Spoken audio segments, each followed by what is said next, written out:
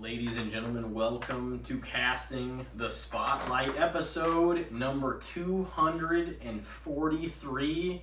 And our special guest tonight, of course, is the returning for his fourth solo. And only two other people can say they've had 4 solos or more.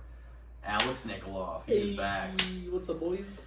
Yeah, you were like, shit. You were the last episode of the 100s, 199, coming on horror season last year. Yeah, that's right. And I know, and then Cody and Jason followed the one you were on. Yeah. Cody, Jason. It's been. You were supposed to have a guest with him, right? I don't know last year because we were trying to get you and Colton on the first year, and then that was our last year you're just like fucking Colton. You're like, one of these days I may have somebody here by me. Yeah, like one day I'll have a partner in crime, but Colton just likes to play that disappearing act all the time. Still has yet to happen. No. I know. You haven't had a partner in crime yet on the horror season. Sometimes I'm just too good to have a partner. But you are only the third person to have 4 more solos ever. Like I said, I'm just that good. You are. You're on. It's been, I think what we did, it was fun last time because I think we did, what was it, horror movie remakes on this or that. Mm-hmm. We did our segment where we competed, one topic against a bunch of other ones. And I remember us getting into that really deeply. And that was a I like fun that a lot. Yeah, those are always fun. Because we found ones that we all had in common. And I was like, okay, this will be good. It'll be good. And ones that we kind of disagreed on. Those are always sort of fun too. Especially when there's more than one person that's answering. It's different when we have a guest do that segment because we don't. You're one of the few guests that have actually done that segment. Oh, hell yeah. There's only been 4 people that have done that. Shit. Yeah. Look at me all special and shit. All special. I think we had a similar conversation about that, the beginning of last episode. I'm just saying, I'm just a special guy. Oh, yeah. In more ways than one, just, It is it's a different world than it was in October. God. That's for sure. God, isn't it? And we can still say that because we're emerging into the time of having the horror season again. Yeah. But but right now we can refer to it as that because it's it was a while ago and it feels like it whenever you look at everything, but also it went so fucking quickly. So quick. You know what I mean? Everything fucking just flew by. The weeks don't even make sense. We've talked about this so much on the podcast, dude. Because the weeks are like that. Yeah, no, it just goes by. You just keep your head down and you're like, oh fuck, it's fucking already August. You're like, god damn. Felt like the year just started. Yep. Yeah. Yep. Right, I looked at the calendar, I'm like, fuck, it's already halfway through. God damn. Now we're almost 2/3 fucking through it. Yeah, it's like, it's oh fucking my god. insane. Oh, It's just flying by.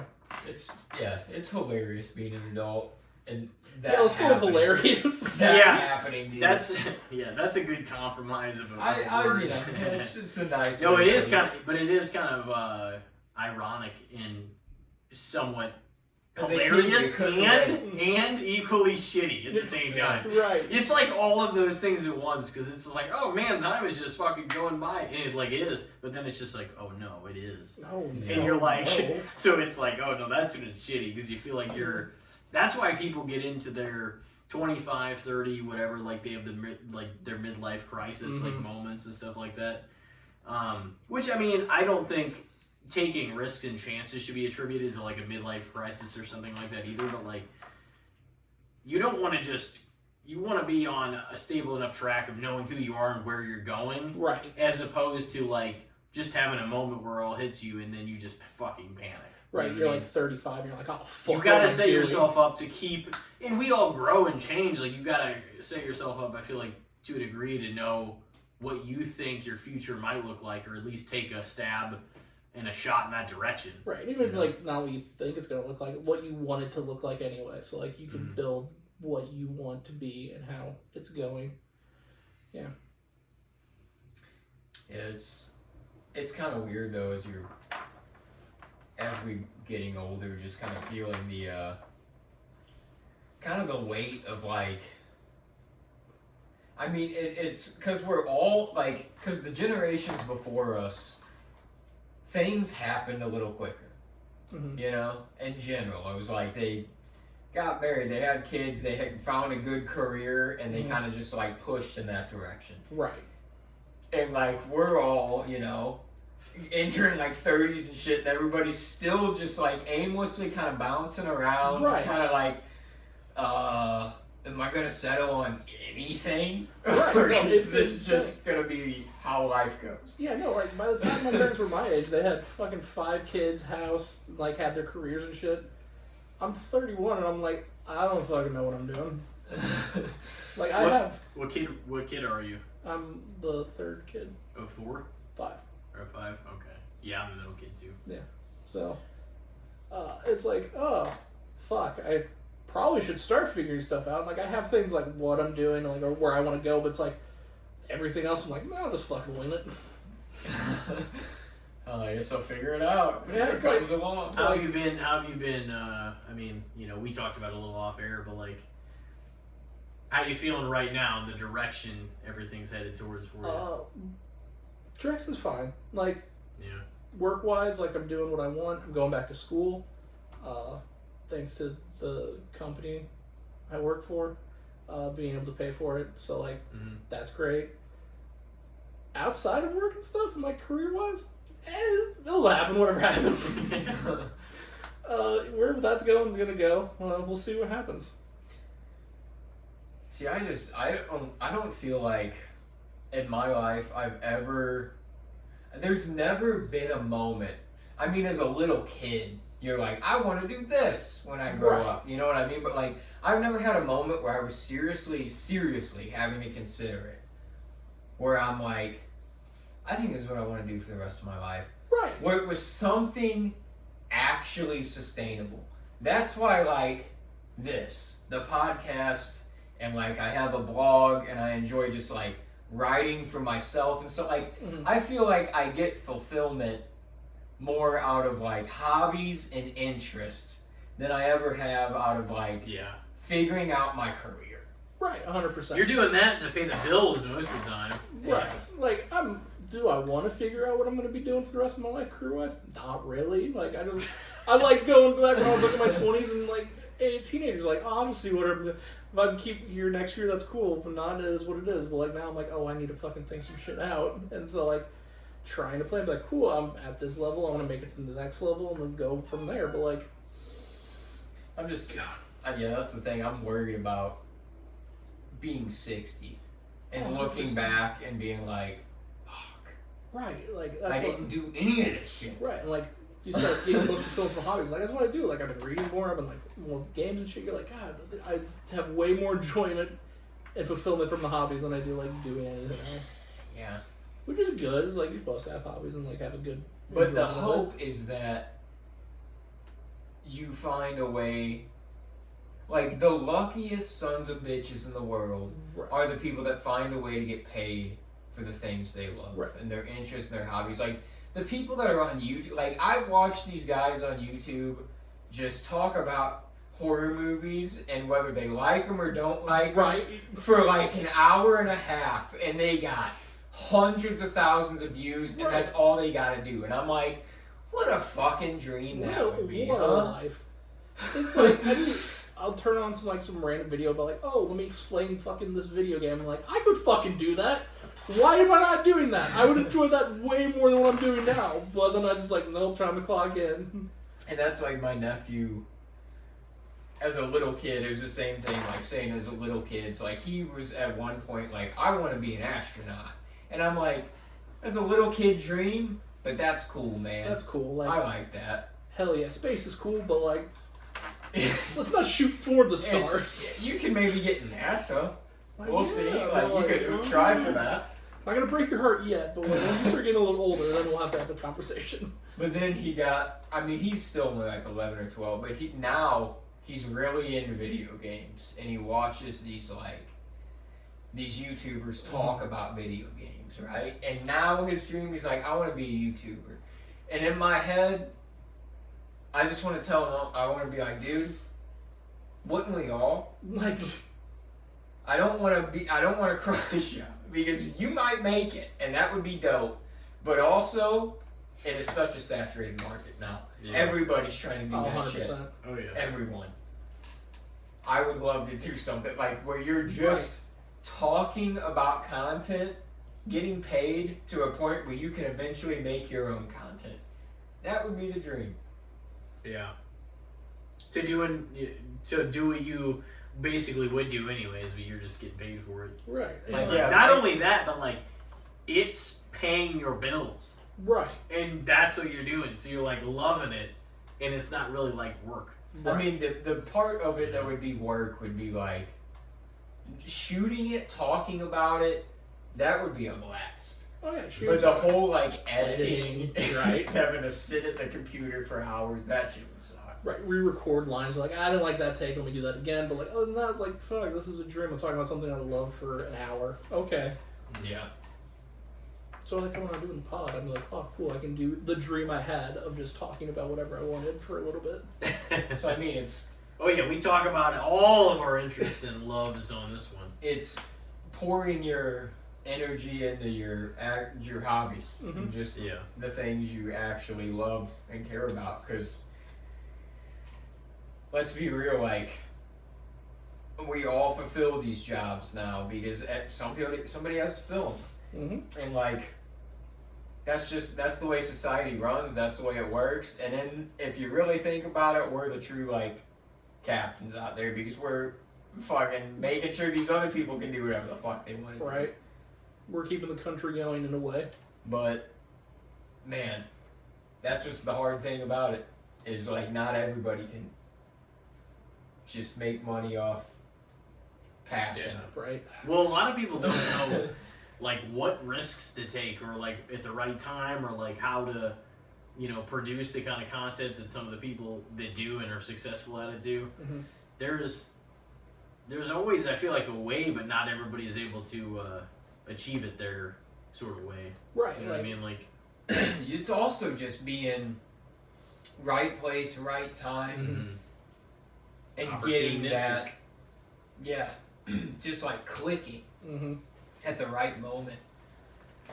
I feel like that's how, like I kind of brought that up, I think, on a previous podcast, how much undiscovered talent there is in the world that just never, ever gets an opportunity. Like how many people you think are just like once in a lifetime guitar players or saxophone players or whatever they may be, Mm-hmm. and they just never get out of the subway station Right. playing for tips. Like just some of that is making a break and actually like going and trying to get discovered. And that's the thing. Most of the time, people that actually go and try, they don't make it either. a lot of it can also be attributed to like what risk did you take in your life to make it happen? Because a lot of times you have to be. I mean, it has to be. This is everything to you, or you're not gonna fucking do it. You know what I mean? And I mean that's So it's the just case too, for sure. And I'm sure there's some people that are happy still doing what they're doing, and also that being more of a hobby than their everyday. Mm-hmm. But I'm sure there's a part of everyone that loves that thing that are like, man, this is it would have been That's the the dream to shame, like though. been Right. paid for this type of thing. Some of the hobbyists might actually be some of the best people at it, and they just never truly committed. But if they don't take the risk, if you don't Exactly. put it all on the line, that makes all the fucking difference. Because if you just treat it like it's just something I'm gonna do, and not something like at a certain point there has to be a moment, and I do believe this about whether this is a simulation or not. Hey, we still gotta play by the game and abide by the rules of the game. I'm not saying we're out of control of certain things, but at a certain point, I feel like in everybody's life, there has to be a moment where, and I don't even mean this to sound up the mainstream of like, oh, this, it's like some sort of cliche line or whatever, but like, either there has to be a moment where you're putting almost everything on the fucking line to do it, or you just fucking fail and maybe you're broke or whatever. Right. Like something happens to where, but there's not a lot of people that are willing to toe that line between truly this could be your big break or this could break you moment that are willing to test that. So they never really get out of the pretty good but not quite like a star, you know what I mean, kind of thing. Yeah. There's that difference is, I feel like when those opportunities arise, I guess that makes sense too. But like, you know, because it takes a lot of balls. Willing to risk that failure is not something a lot of logically thinking people are willing to do. Right. Because you want to still be able to pay your bills. Right. You don't want to fuck yourself over. And when you're, kind of more of like an average Joe in terms of whatever you're making, making a decent living, paying the bills, whatever, you don't always have that margin for error to risk it. I think it's one of those things like you don't have that luxury to make that risk. Because if you could, and it was just, like if you weren't at a certain point in your life, or you weren't out on your own, or you weren't, whatever the situation is, then it might be different. But it's like, I definitely think, and the thing is, a lot of these people probably are right. They probably would fail. And I'm not saying that to be down on the average Joe or the person, but most of the time it doesn't work out. But it's like, there's so many, and maybe that kind of tails on to what Elijah was saying, but there's so many that probably still could be in this portion that does make it, that never take the risk, because the short-term failure of it, or even long-term, the implications, if you fuck up and you're only at that mid-level, they're dire. Like, they're serious consequences. So it's like, I feel like there's a lot of people that just, we talk about, is it worth it? That probably at the end of the day, they're like, no, because if this doesn't work out, it's going to cost me everything. Right. People that would have succeeded have to have had passed on the opportunity. That means. Yeah. That's what that means. That's the shame of it all. That's what that means. And, yeah, exactly. And it's like, but you don't know that unless you're willing to take that risk. Yeah. That's like, and it is pushing that boundary to like, because like I said, I just watched the Red Hot Chili Peppers documentary, and like the way they were living before they made it, and you hear it like all the time, like they were just, we'd stay out all night, like they became friends in like high school, the original, like, and it, like they just bounce around from nightclubs and listen to music all night, sleep wherever they could sleep on the beach, couch surf. They were just homeless drifters that were just committing everything to music. And you like hear about people all the time, I was really committed to succeeding in this, so I dedicated all my time and my money to this. I lived out of my car for everyone. It's like the people that are willing to push it to that are the ones that you hear about. Like, you hear about those people, and you probably hear about a lot of people that push it to that don't have the success story too. No one's gonna have a documentary about them. Yeah. It's like, they're out there with a cardboard sign. You gotta be like, well, fuck, I didn't have the fucking big break that I thought I was gonna have after pushing it to the limit. So yeah, just a vicious circle of shenanigans. That's the game of trapped it in it. Yeah, it really are. We're trapped. It literally is the game, though. No, it is. We're in the, that's why some people refer to it as a rat race, and it kind of is. It's kind of like a casino. Like, some people just hit, and they get it. Right. But most people don't. Right. Like, there's one Tom Brady, but there's like hundreds of Jamarcus Russells. Yeah. Bunch of fucking shit QBs. There's millions below Jamarcus Russell. Exactly. Like, it's just like. At least Jamarcus Russell made it to the NFL. He made it, but he never really knew more. At least he was there. He was there. Most of them don't ever fucking get there. Or even start in college. It's like, you might be the best fucking athlete in your entire county. That don't mean you're shit. Right, like... it means you're shit. Like, you're the shit. But maybe not on a nationwide scale. Exactly. Like... People get cut from the high school team, and then not even a lot of the high school people ever make it to college, and even less of the college players ever make the pros. And it's less of those become like stars. Yeah. And then there's some people in the pros that you don't even know their names. Right. That's the thing that's kind of funny is like Jamarcus Russell or like Zach Wilson or like some of these guys that just had horrible runs in the NFL, and we all caught, oh, you piece of shit. It's like you suck. He had hold on. damn good to even get there. Like I will talk shit on all the quarterbacks that suck all the time, but like in reality, it's like I couldn't fucking throw a ball that well. Like fucking what? and in all reality too is like just even in their bullshit contracts, some of them like they're almost all millionaires. So it's like they still made like something of themselves. They're making money I will never see in my lifetime. Dude, we have a guy. This is actually something I never brought up on the pod, but there's a like I'd have to look up his name to remember. I probably shouldn't blast him out anyways, because why would we? But wait, is he a dick? We could blast him if he's a dick. no, I don't even know really. But I saw in his recycling that he had like checks from the NFL. Shit. So I'm like, what the hell?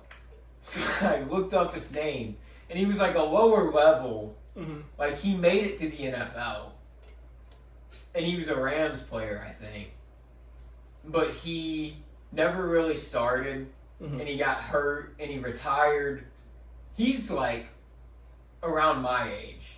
He might be like a year or two older, but he like this dude is in a fat house in a nice suburban neighborhood with a built-in pool. And he fucking wasn't really anything in the NFL. Exactly. But he still got to the NFL. And he was definitely smart about his money then. That's fucking wild. So I'm just like, damn. Dude, and there's so many Wild. people that made fucking 25 times like what that guy probably made and went broke. Yeah. Because they made poor investments. It's the worst. It's just like, that shouldn't happen to you. No, it shouldn't. Well, But that's why now... It is easy for us to say, though. Right. And Nowadays, they set athletes up, though. Like, the athletes that score a big contract, they automatically give you a financial advisor. Back in the day, they didn't do that. Nah, fucking... They were just like, in the 90s, like... here's... You were raised with 10 siblings in the ghetto and never had anything. Here's $100 million. Not back then, but go like blow it on all the of them equivalent and back everything. then. It's just like, yeah. Right, I mean, because it's especially like- when you're handing it to a 25-year-old man. Right, they're gonna be like, oh, cool, I want to take care of my family because they supported me through this. I want to take care of my like extended family, like man. So And then I want to fucking party. And then I want to fucking party. I'm gonna have a big fucking house, a fucking dope car, and then they fucking have to Drugs, retire. women. Retire at 27. That's what ends up. Michael Broke. Irvin, remember the America's Team documentary? He bought a whole second house just for debauchery. right, Like fucking wild. he's Great, like, great word. Cowboys players, you guys can, just write on the calendar. He called it the White House. He's like, just because they did a lot of cocaine.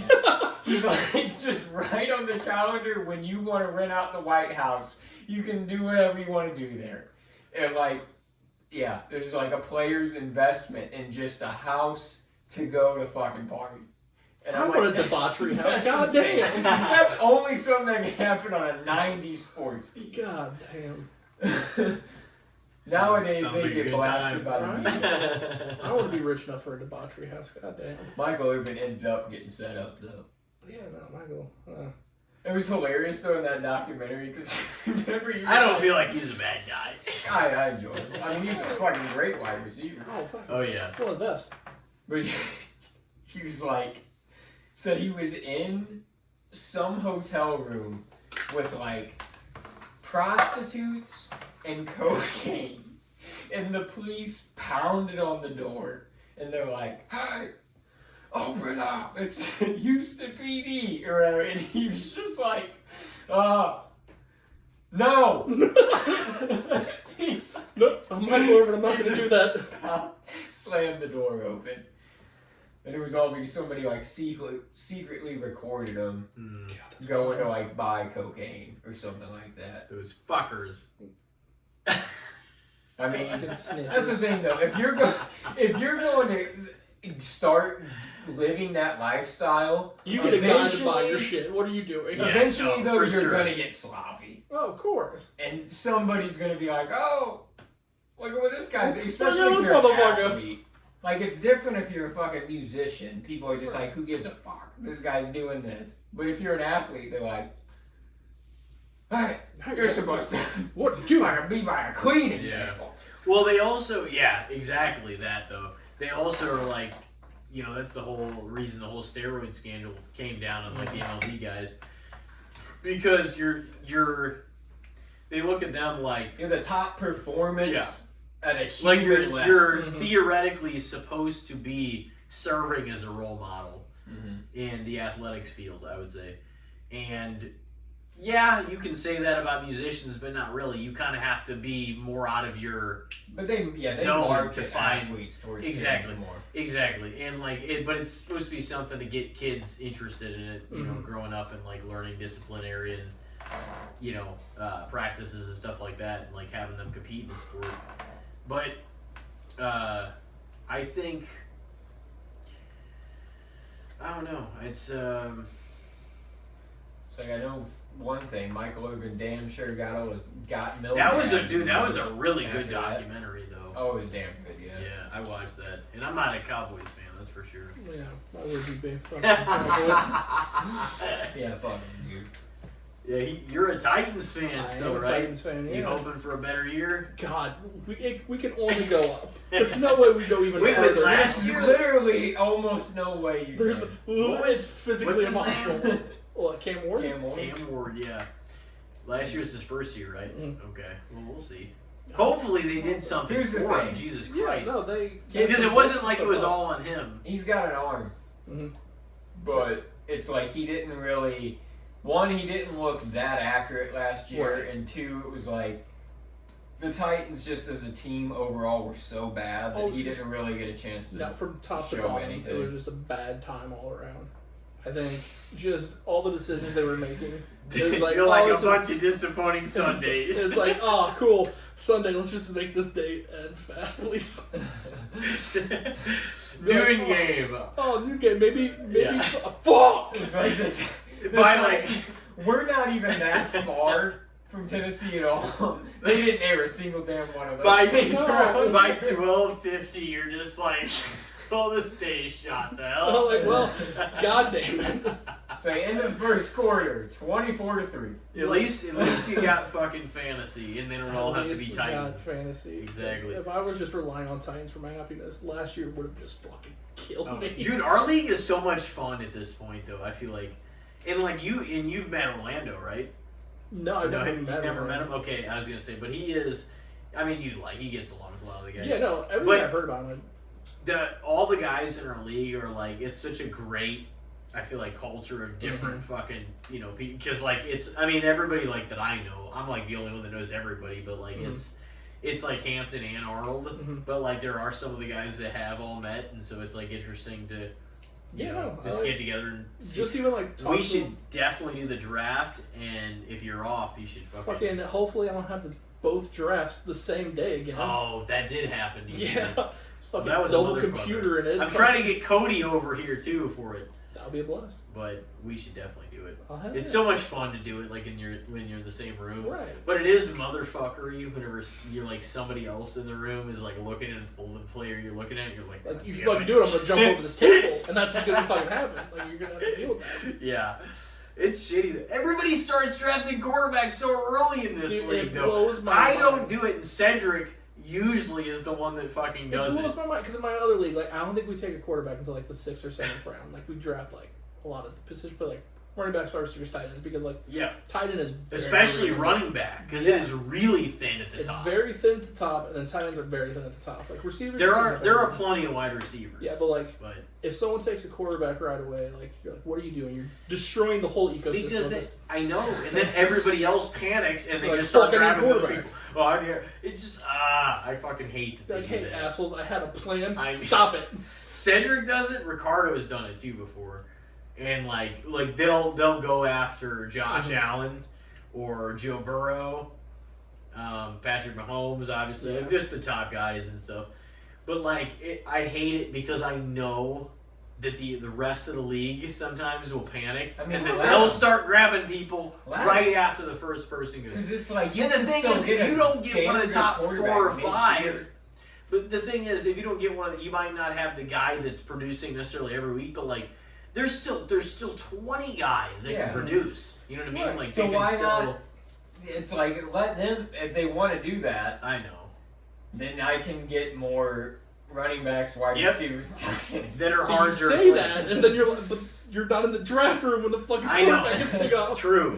Whenever they, I mean, I that's the hate thing. when I they was do in a that. league that had a super flex for a while, so you could technically play Jesus. 2 quarterbacks. Fucking So wild. like, Yeah. people would draft quarterbacks. You had to worry about that shit, but you also had to worry about your wide receivers and tight ends. So it was like, I don't want to pick 2 elite quarterbacks unless you were specifically like willing to trade one of those guys to get some wide receiver, running back help. It's like. But yeah, once you saw guys get knocked off, you're like, fuck, I guess I gotta take one next round because I can technically play 2. Right. Wow. And quarterbacks can produce some crazy points. I mean, we have 2 flexes, but they're not super flexes. They're just regular you flexes. can just put whoever in there. Which is nice, but like, you're not gonna have like solid super depth, especially. Well, and that's one reason I was like, even after COVID, because during like the first year we only had 8 teams, like years ago, whenever I started with all these guys and 2 others, and then a lot of people came in and out. But we've kept the guys we have now for like 2, maybe 3 years. So I'm like, I like our group right now is really good, and we reduced it after the COVID stuff kind of started to kind of go away. Whenever they're like, oh, these people are on, so we had like 2 or 3, I think, the first year in 2021, before I met you guys, and we all kind of joined in and did the league, and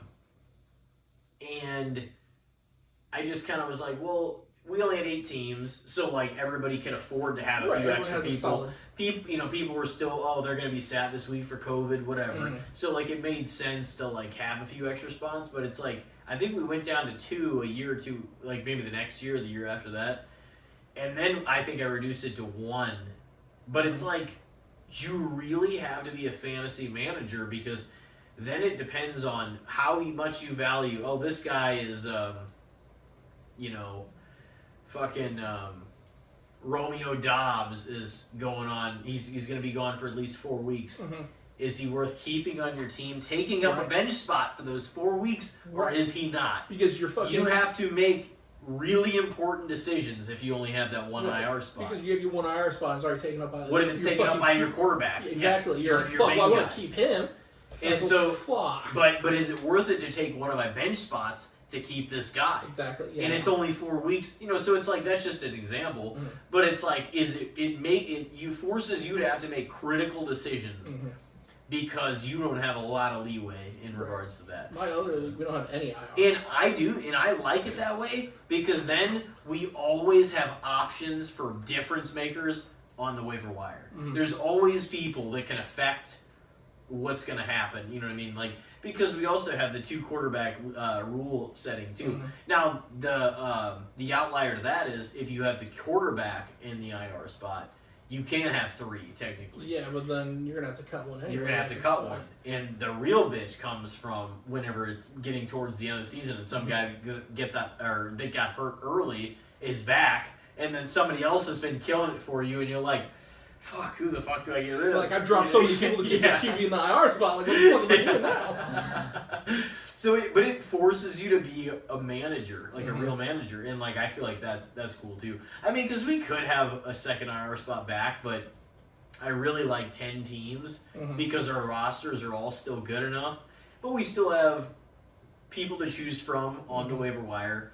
And we have decisions we have to make on our team. Right. It's not like we're starting 4th round wide receivers because there's fucking 16 of us. The first time, I think the first time whenever it was still really rampant with COVID and all that, the first year, 2021, we only played half a season that year too in this league. Because by the time I made acquaintances or friends with some of these guys too, we were just trying to make enough to do the league. Right. And we're like, well, let's just do the half season. Cedric won the first one actually. But it was fun because by the time we did it, like it just became the thing, and then we added people, subtracted a few people after they opted out, and then now we got our group of 10. And I'm like, we have definitely enough people to where we could add like another 2 if we wanted. My only beef with it is just like, I don't know, 12 just thins out the herd so much. It really does. You know what I mean? Right, like people are like, oh, 10's like an easy league. You're like, yeah, it might be an easier league to have like everyone has good players. It's hard though because you have to have the right good players. Exactly. And the non-injury prone players that can produce for you. Exactly. So you still have to make hard decisions. Right. I'd rather have good players in 10 teams and then 12 teams and have like a scrub who I'm like, well, I have to start him. Yeah. Because once you expand it to 12, and the other thing was, I think with the time that we did the 8, we had 3 IR spots, and I think we had like 7 benches, and then I reduced it to 6 a few years later and eliminated a few IR spots. But it's like we added 2 teams, so the rules had to change. You know what I'm saying, to a degree, and I think it just makes it to where nobody can hoard players, and everybody's teams can theoretically still be stacked given they're actually active. But everybody that's paying is going to be active because why would you willingly throw money away like that? I was gonna say I feel like the league we're in is a pretty good league. Yeah, and the guys are in 6 of the 10. 6 of them are 6 of the original 8. Yeah. So it's like it's a lot of the stayers that have always been there. And then, of course, adding you, Cody, Tyler. Man, like, goddamn. I'm in, like, Zach, too. It's just like, man, then Zach won back-to-back years. It's like, you guys are new to the league. Get the fuck out, pay your dues, goddamn. In the last 3 years, Tyler won Hampton, and then Zach, who, obviously we've been at Arnold and stuff, won 2 years in a row. And it's just like, dude, I've still never won a football league. Oh, God, it's good. It's a good balance of everything. Yeah, and it's a fun group of because either way, I've met a lot of people at different times too. But bringing in you and Cody and then Tyler doing it because Tyler was not gonna do it, and Elijah's met Tyler a handful of times with the podcast and wrestling events.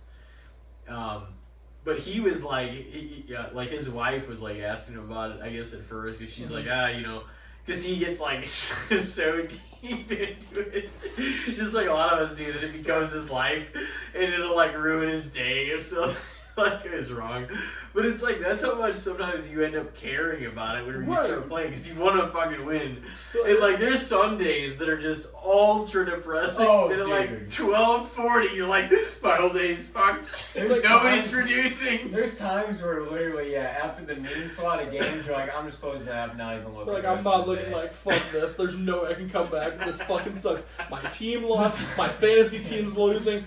Fuck it. I'm going to bed. You're just dude, a few weeks of the season at least, or at least a couple weeks every season, it's somehow your team just takes a stomping. It just takes the fattest fall. You have 6 guys in at the 12 slot, and you produce, it's 12:30, and you produce 20 points. And you're like, dude, why are we not doing anything? How the fuck is your number 1 receiver only got 1 catch 3/4 of the fucking game? You're playing the Browns. What the fuck is going on? Oh, God. It's so funny. You know what's crazy is, I never really, lose it, but for all the months that football's off-season in the fantasy world, you just detach from it, and then, you get back into it, and you get really back into it usually quick with the draft and everything. Oh, yeah. But it's crazy because you forget, and then you would just obsess over it all over again. No, 100%. You just let it. Well, I'm looking up NFL news every day. Yeah. On the way to the dump, whole fucking. I'll just click on the NFL page on social media, and I'll be like, all right, who signed where? Who got hurt today? What's happening? Already. How's training? This is why we do our draft only days before the opener too. Is so we have all the current information. Right, because no one wants to fucking be like, oh, cool, I'm gonna draft. I hate whenever people are like, oh, we're drafting fucking July. Fuck that. It's second preseason game we're drafting. Cool, third preseason game, my fucking wide receiver gets his fucking ACL blown out. Preseason game, and you want that? Fuck no. It's just people that can't. Let me relinquish my pick. It's just people that can't keep their shit together. Let's do it really early. No, go fuck yourself. No. That's insane. Honestly, why would you? Because football is such a physical sport. Not that the star players are going to be out there that much in preseason, but still, there's still a chance. Jackson Dart was out there for fucking his game, and he got fucking wrecked by Minnesota. And he shouldn't, because he was already in the blue tent. Yeah. Fuckloaded last season. Well, the thing is, he went to the blue tent in the preseason game, but he bitched that they sent him to the blue tent. Motherfucker, I don't care. I saw that hit. I would have sent your ass to the blue tent. He's like, I think that they're targeting me. They send me to the blue tent all the time. It's like because you get your ass rocked all the time. Yeah, you get rocked. Like, I don't know if you see your offensive line, but and also Jackson Dart takes too many fucking chances. Oh, 100%. He like runs out there like he's a running back half the time. It's like, dude, I get you're young and you're like feisty and you're playing like a young guy would play football, but I'm gonna tell you right now, it's gonna set your clock back. You're gonna fucking lose your mind. You're gonna lose some years off your career is what you're gonna do. Fast. And then was it Cam Scatabo behind him, who's a fucking lunatic. A maniac. He literally runs head first into people. That motherfucker is gonna be fucking out of the league before he's 30.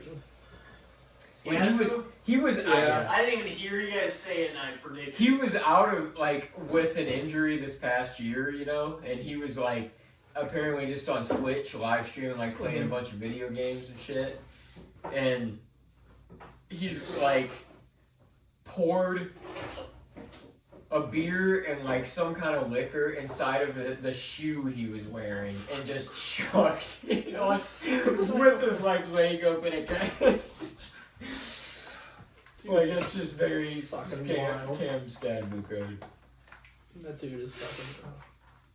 Dude, the Giants have the pieces to actually have some success. They got Harbaugh now too. They have Harbaugh. They got Abdul Carter. They've got fucking Neighbors.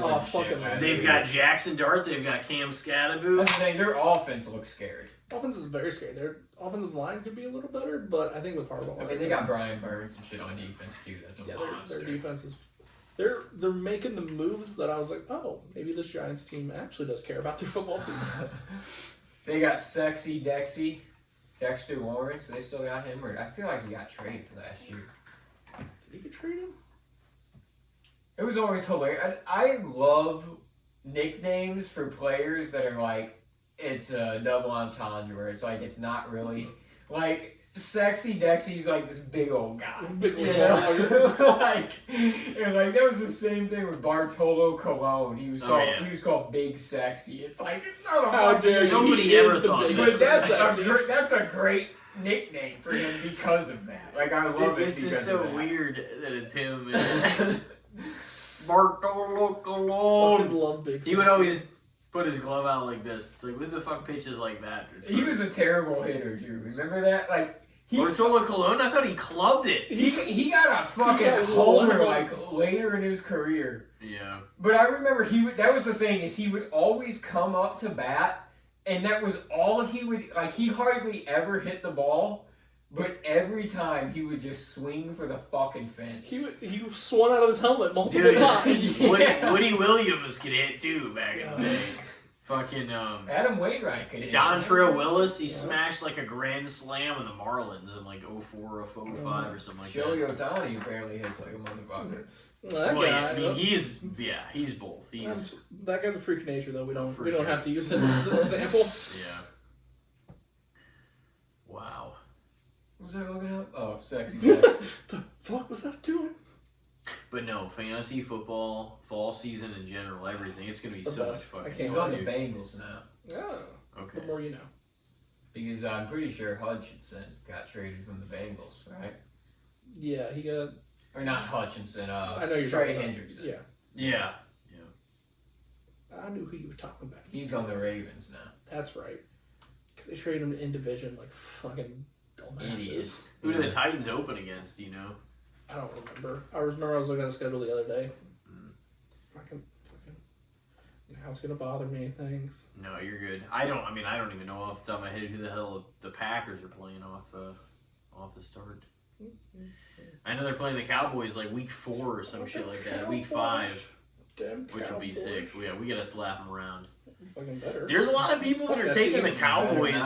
There's a lot of people that are taking the Cowboys pretty high this year, actually. Well, that's silly. I don't want to do that. Well, it is silly. I honestly wish nobody would. I wish everybody would shut the fuck up about him. Worry about your own goddamn team and shut the fuck up. How about that? How about you don't worry about my team for a year, and let's just go into the season without everybody talking about them because you're fucking cursing them on purpose, and I'm fucking tired of it. They're the biggest Stop brand. talking about They're the biggest brand, though. That's hard for people to do. Vikings and Titans? No, Packers and Vikings. The Titans are playing the Jets, so week 1 should be a win. Packers, Vikings? Yeah. Oh, we're going to slap them. I don't even care if it's in Minnesota, which I mean, I hope it isn't. It is. It is? Yeah. What a shithole. What a terrible time. what a terrible time for terrible people in a terrible place. Yeah, exactly. We're going to go over there. We're going to give them the old slapping. The big old... Open up the season like we know best. Dude, I think the Buccaneers and Bengals play week 1. Ooh, that's going to be a fucking good game. Yeah. Think you can digest that one? I think I can digest that. I think I can take that one. Dude, I am so tempted to get Sunday Ticket too, because I'm like, and I even saw YouTube TV was giving a really good deal, and I was like, I might. I want to go to B-dubs though too this season, and like also have some beers and just watch the games like I was last. But it would be so nice to be able to watch a bunch from home, you know? Yeah. Because I'm definitely gonna watch a fair amount of them here. That's why I still have Sundays off. Right. You know. Yeah. Very important day. It's a very important day. Against my religion. It's the Lord's Day. It's 4 days for football. Exactly. It's the Lord's. My religion the Lord is football. Reserved us this day to watch American football. He did. He was looking out for us. Looking out for us, he knew. How thoughtful of America. What a swell guy. He's like, one day you're a good guy. There's this country that's going to develop, and they're eventually going to get this sport called football, and it's only going to be played on Sundays, and they're going to want that Sometimes Mondays and Thursdays, but Sunday's the day. It's going to be the main Even thing. Now, dude, the opener's not on Thursday, it's on Wednesday. And then they're just trying to put it in as many days of the week as they can. Then there's a Wednesday. Then there's the Thursday game. Wednesday, Thursday. Honestly, though, I'm not Sunday, Monday. It's more football. But it's more football. It's more nights of football. Why would I complain? It's so. And see, this is the whole reason why Tyler's probably gonna be like, "Oh man, she hates this." Honestly, he's just like the tough part about being in a relationship if they're not into sports at all. It's kind of you're taking up so much for them. I mean, dude, no, fuck that. Sports are awesome. But that's the thing. Nowadays, mainly, I only mostly keep up with football. Like, on a, I gotta sit down and watch this level. Yeah. Jeez, that compared to anything else, basically. Last football season was, from Wednesday to, Monday, I was like, cool, I'm just gonna watch either football or soccer. Sorry. Oh, yeah. Did you watch some of the tournament? The World Cup? Mm-hmm. Goddamn right I watched World Cup. I watched as much as I could. Dude, the game that I saw the most of, it's the game we got our asses whipped. I went to 9 Mile Garden for it and watched it with Big Dick Nick. And, but yeah, we got our asses fucking painted. That was a whole game. It was it ended up, they shouldn't even scored last 2 goals. No, and it was 4, it just embarrassing. And I was like, that was performance. That's the thing, in soccer or hockey or something too, it's once you go down a few goals, it's basically you're just like, oh, we're fucked. We're gonna try our goddamn hardest, but there ain't fucking a lot we can do. It's because a lot of times you're lucky to see a couple of these things. Mm-hmm. These guys shot 3 on us in the first period, so that fucking. Yeah, fucking because you got college football. It's on Friday, Saturday. You're like, fuck, I gotta watch those games. Who's your team in college? I don't try not to anymore. Who is Illinois. Okay. The Fighting Illini? Yeah, man. I lived in Illinois for a good chunk of my life. I like the Fighting Illini. Is that where you grew up? Yeah, I grew up for a good chunk there. They got a good basketball program too. Yeah, they do. That was one of the first things that I was a fan of Illinois. I'm gonna like their basketball team, and then okay, cool. I'm gonna get more into football now, so I watch the football team too. Except the football team has sucked so hard since 2007. What are they in? The Big Ten. Big Ten, yeah. Their basketball team is usually pretty good. Yeah. And their football team has just been ass. And then the past 2. They're not known. Dude, they expand. Why did they expand the college playoff to that many teams? That's insane. 24. Stupid. 12. There's so many people. Even in the top 12, that didn't really have that much of a shot. I'll be honest, dude. College sports, they're starting to matter so little to me. No, like it's so because sad. the NIL stuff, like Right. there is no player like brand loyalty at all. It's like I can't even invest in the team I like because a player can jump off of them at any fucking point. So like, why would I even give a fuck? I love that college players are getting paid. Yeah. I think that. Well, they're the ones that are drawing the money. Exactly. To the However, the whole NIL thing and just like them jumping ship every season, it's like a lot of them jump mid-season and shit. It's like players jump multiple times through multiple programs throughout their even college career. It's just it's so hard to actually pull investment into a team because it's like this team's not even the team by the end of the year. Right. Yeah. So it's just one of those things you're like, oh, cool. They're finally getting the pay to play that they deserve because the NCAA has been making all the fucking money from them. Wasn't it expanded from 12 to 24? Which is fucking ridiculous. It's stupid. Like there's nobody there. It's I mean it's at the end of the day it's about money. It's a business anyway. It's just like they can market that many more games is like a big deal. And it's, but it's like hope for those colleges. They'll get people none of come them are to the gonna games. dude. Even in the NFL, the 7th seed never does shit. Yeah, never. If anything, they might win the wild card game.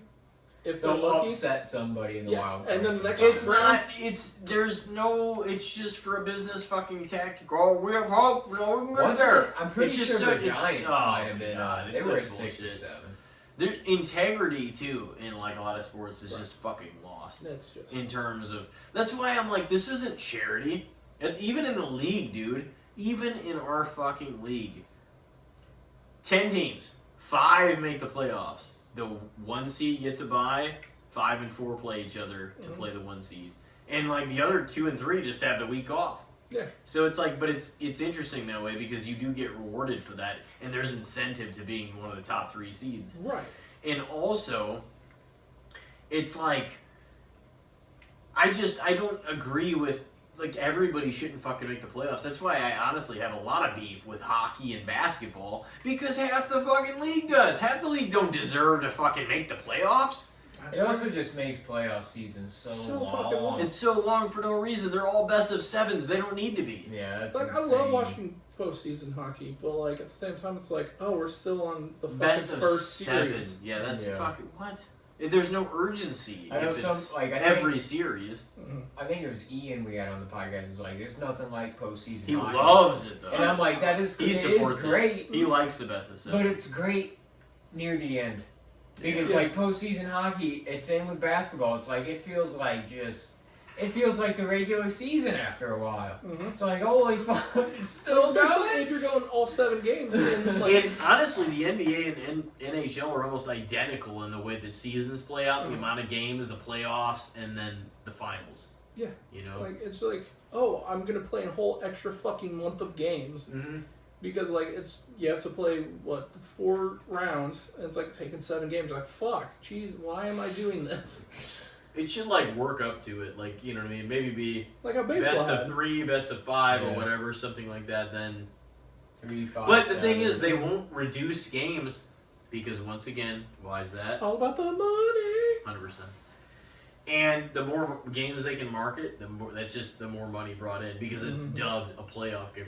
Oh, like say you're seed 23 out of the 24. Hey, we're a playoff. We're a playoff team. Oh, it's like you're gonna get your ass whipped by somebody. It's the 23 seed versus the 3 seed. It's like, probably how that would line up. It'd be like 24 and 2, 23 and 3. It's like I don't know if the very top seeds. Yeah, that's how they do a lot of March They might have buys.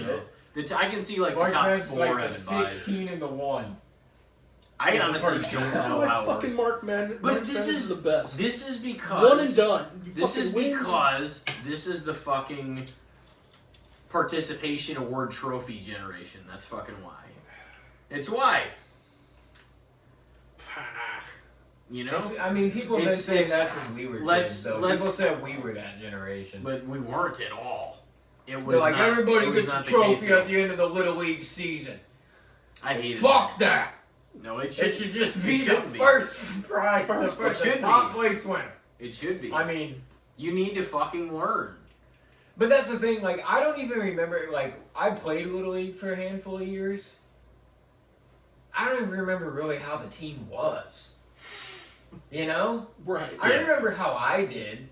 But no, it is. But I It's don't, the like, I fucking don't remember participation winning or trophy event. losing any game. This is why this is like this, but it's also because all of the people that are in charge, the billionaires like that are running leagues and stuff like that, are like, well, we can make more money. I mean, that's what it comes down. It is a business, so they're like, well, there's way more money in 2014 than 12. It's like, oh, so even at the expense of the games actually being good, well, fuck it, we're gonna make a fuckload more money. Be like, oh, cool, let's fucking have It's like, oh, okay, we'll have shittier football for the so-called playoffs, and these teams that shouldn't get in will get in. It's like, oh, okay, this is charity, you little sorry sons of fucking bitches. West Virginia coming up against like Ohio State. Like, oh, cool. That sounds about right. I'm not gonna watch this game. Ohio State's gonna win The by 70. Mountaineers, man. They got something to prove. Only the proof that they didn't lose by 100. Especially if it was West Virginia versus Chicago. Something like that. And then I could be, oh yeah, this is definitely that fucking generation. Yeah. That's fucking. But, yeah. Crazy. Yeah. I don't watch, like, an enormity of, I guess, college sports, but, like, sometimes, you know, it is used to interesting watch to a lot throw more. on, like, some of the big football games, like, with the big, you know, colleges and stuff. I don't Who really... gives a damn? All the top players just go to the top teams for the playoffs and shit like that, and then the teams are nothing like that the next year. Those players are somewhere completely different. Well, don't buy the jersey. Oh, what do you know? I don't give a fuck about buying a jersey. Oh, what do you know? We got a fucking 7th-year senior in college because he can make money here now. So why the fuck would he go to the NFL? Right. It's like, oh, cool. Fuck college. Yeah. But you gotta play some now because it's just the way it works. You gotta take a picture. I mean, you always had to play college. You know, it's just it didn't used to Well, always be this. I ridiculous. think it's Well, like in the I think it's like a certain amount because you have to play at least like 1 year of college ball. I think before you can for basketball, for the it's NBA. 1 year. Okay. Yeah. Because even Kobe and Michael and LeBron all got in still whenever it was before. It's still the high school. It was still high school. Yeah. Yeah. NFL, I want to say it's 3 years you have to play at least. So, for college. So it's like, at least there's something. But at the same time, I wouldn't be surprised if they're like, well, if you play a season in college for NFL. Don't you feel like, I mean, and that's just, and not that I'm like, oh, no, you gotta fucking earn it. You got everything's just the cold-hearted, like the way that they did in the 50s or 60s or something. But like, no, like there's a degree. It's like it's integrity. In my mind, to be a playoff team in any sport, you should be elite or pretty elite, Right? Or bordering marginally those edge lines. You know what I mean? Right. You should be. It shouldn't be. Oh, half the league's making it. You No. could even have a losing record. No, fuck that. You have got to prove that you belong in this fucking playoff. You have that, but then you have like the teams like the 2011 Cardinals who were like winning on game 162, and then Yeah, well, but see, we still got ourselves in. Fair enough. We did. Fair I mean, enough. it's, you know, I mean, I take the point, but a lot of things with me are literal like that. I'm like, Okay. if we made it in, then we could fucking still- made it in. Yeah, and since It ended the way it, you know what I'm saying? It went Right. the way it should have. If we didn't, then we wouldn't have earned it. But it's like, even if it's thin fucking margin, if you met the quota, you fucking earned your way. right, but to me. expanding it so more teams can make it. It's They did that after, didn't they? Yeah. Because they started doing the.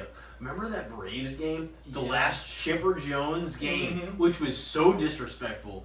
The Atlanta Braves fans threw all kinds of shit on I the want to say it field. was that same year. I think it was 2012. Was it 2012? Or it was a little after, Was yeah. it? It may have been. It was something. It was definitely after, though. Yeah. But I was like, dude, Chipper Jones is like legendary. And you're gonna like his home field, his home And you're gonna stadium, be- and they just you're gonna trash be the this fucking wild. field. Like, hold the fuck up, guys. It's yeah. Like, It's I get like it, you're sad he's you're a losing. fucking legend. Like this is probably his last game. Yeah, because we whooped you. Yeah. But like it's like his come last game. on. It's like it's Chipper Jones. Have some fucking respect. I'm And like respectful of Atlanta it. is like a city that has had some success, but also like I mean the Falcons, for instance, They've never recovered since Brady just torched them. God, that's so sad. Never.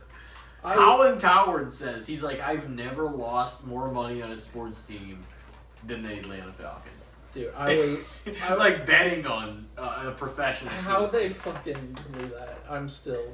It shouldn't have happened. No way it shouldn't have happened. The simulation wanted Tom Brady to be the winner. Okay.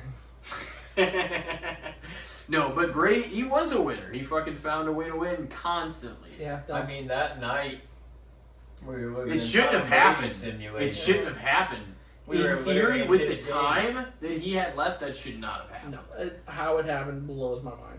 Just There's still that dope image though of him like coming into the second half when they were like the players came back out onto the field and he's just like sitting on the bench, just like stewing. He's just shit. before locking the fuck in. If I was in the Falcons and I saw them, like, guys, we're fucked. Yeah, there's been a bunch of posts about that. They're like, uh-oh. They're like, if Brady looks like this, you're in trouble.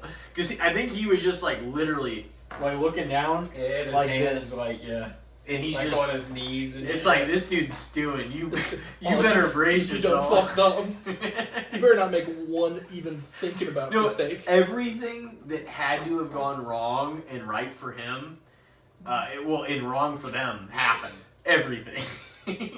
That's the only way to explain how he had time. It to was come almost back. unbelievable to the It point really that was. it was like the way the Falcons were fucking up in the second half, like just going 3 and out, turn the ball over, Right. 3 and out. It's like you were almost like this team doesn't even deserve to be in the Super Bowl. Like this feels like a fucking below average team. It was what just the fuck is impressive happening? how bad they were fucking themselves up. Matt Ryan like killed it that year, didn't he? God, yeah. Oh, he was MVP that year. I Yeah. think. That's fucking crazy. That was unbelievable that It he really did was. that. I couldn't fucking believe that they came back from I was that. so upset. It's like no one wanted to see Brady with another fucking ring. And not just that, but coming back with the comeback of a lifetime, Right. and then going to a different team, winning the Super Bowl there. It's like, okay. It's like just calm the fuck down. assassinated us with, I'll prove you wrong. It's Oh, like, okay. fuck. You don't think I can win without you? The Bucks were they were cool though. in That was a era. badass It was like team. a That lot was of a badass old team. vets and- It was a good team. But also like an island of misfit toys. Like Antonio Brown was on that team. Gronk came out of retirement. Antonio Brown was on the team for a cup of coffee, yes. Yeah, you Well, he won the first one, and then the second one, he threw his fucking shirt and his like helmet into the fans because he just lost his mind. I'm going back to college. How long was Antonio Brown even a Buck? I was trying to remember if he made it A out year. of one season. It was almost 2, yeah, and then like the second year, he just lost his mind in the middle of the game. But It's crazy they got him that long, to be honest. Yeah. No joke. yeah, Speaking of players losing their mind, Brandon Ayuk is losing his goddamn mind. is he? Yeah, He's I don't know if like- you've seen any of the stuff. He's at war with the 49ers. Yeah, and he's shit. fucking going crazy. And now they fucking signed Debo back.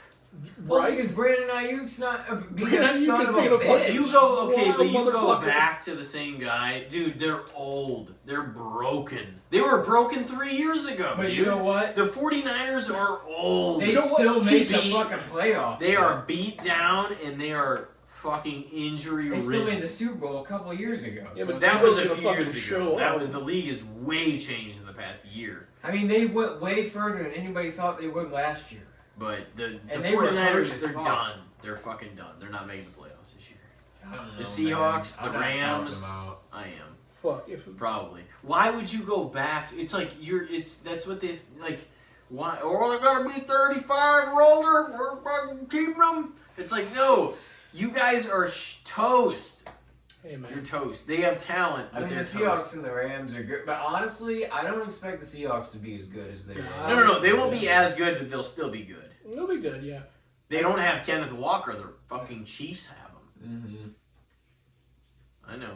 But I also Yeah. don't think the Chiefs will be the weapon that they were either still. I don't God, think. I hope The not. Chargers, they will be good. The Broncos should be decent The Chargers should be good too. Should be. every The year. Chargers and should have they're been good fucking- forever, and they just They No, don't they ever have. do They have. shit. They did make the playoffs with Jim Harbaugh, and they've been, but they haven't really done much in the playoffs. They've never won with them.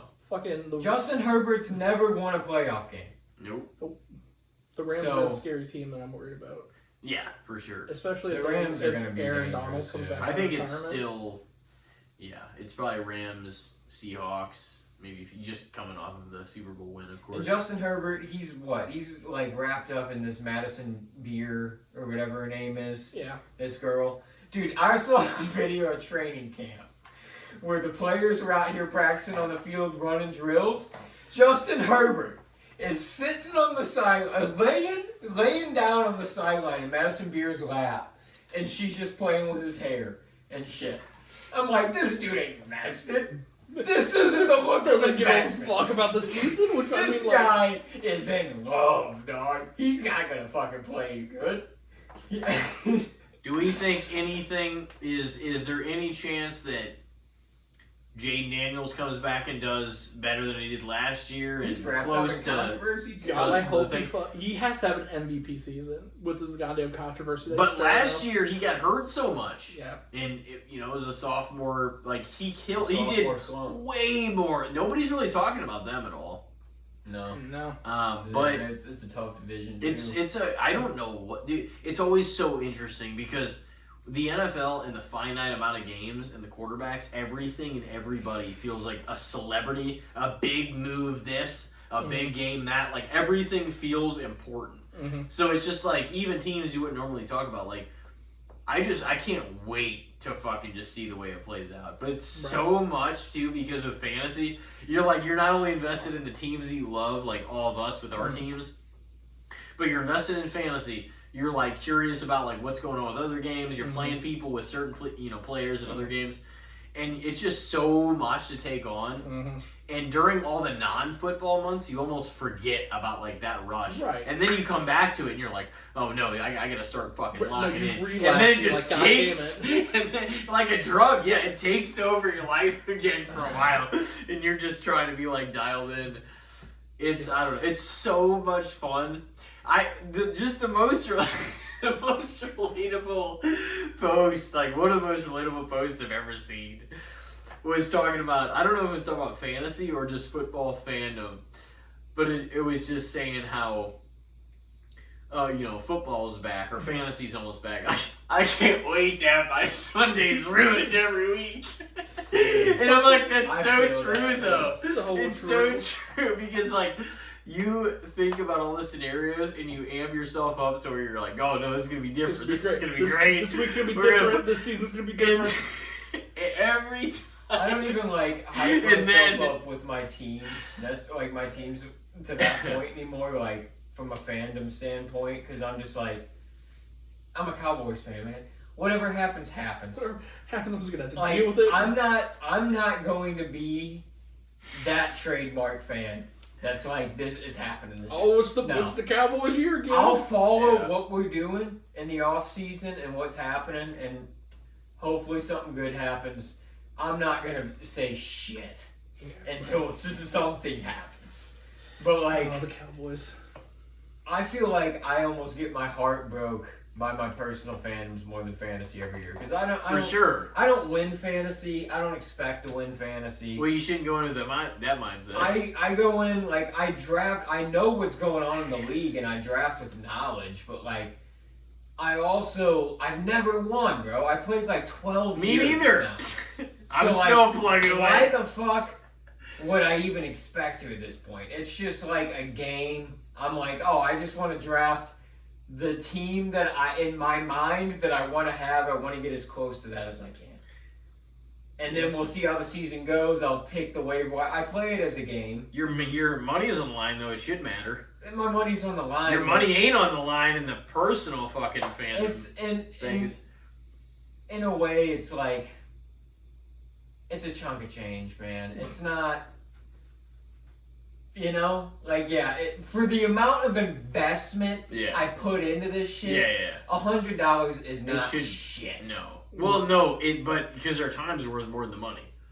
Yeah, that's what I mean. So it's like, I enjoy myself we're gonna watch doing it, but I'm like, I have more investment in just my teams and the enjoyment of football Like, I look at fantasy and it does bum me the fuck out. And my team isn't like. Well, so you do care then? I care to a level. Like, if my team's getting their ass. But see, that's why you care about so many games is because of fantasy.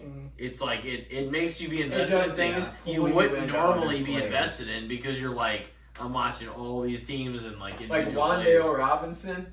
Would have never even really knew or care about that guy. But I had him on my fantasy team like 3 years in a row, and he's been like a sleeper, bro. Every week, this son of a bitch has helped me out. So anytime I saw a Giants game, now he's a Titan, I'm pretty sure.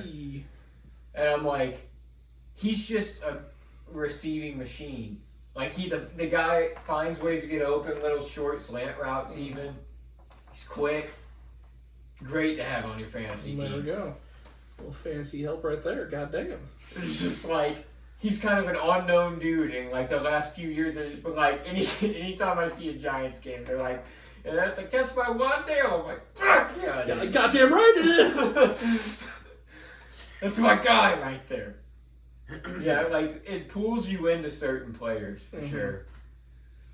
But like even because I've grown up forever with the investment in football, so I've always like cared about individual players and stats to a level. I've just never like had my own, I guess, personal roster to try, like build something with. But yeah, you gotta care about a lot of different games and a lot of different players in fantasy. It's like it's interesting. Just like happens on a dime, like you said. Like, oh, this guy got injured. Like you just gotta make immediate moves sometimes. Oh yeah, and honestly, I do enjoy being a fantasy like manager because people be like, oh, it's all random. It's like no, there's knowledge taken into consideration of when to drop people, when to add people, when to. I mean, like, yeah, of course, what they do is what they're gonna do, but you have to have the knowledge and try to make it real what you think may or may not happen based on the schedule ahead, based on a lot of things, and try to the best of your ability. Like, I enjoy managing, like, that team, you know what I mean? Trying to figure out, like, how to do certain things and win the games and stuff. It's hard, man. It's really hard to win a fantasy league.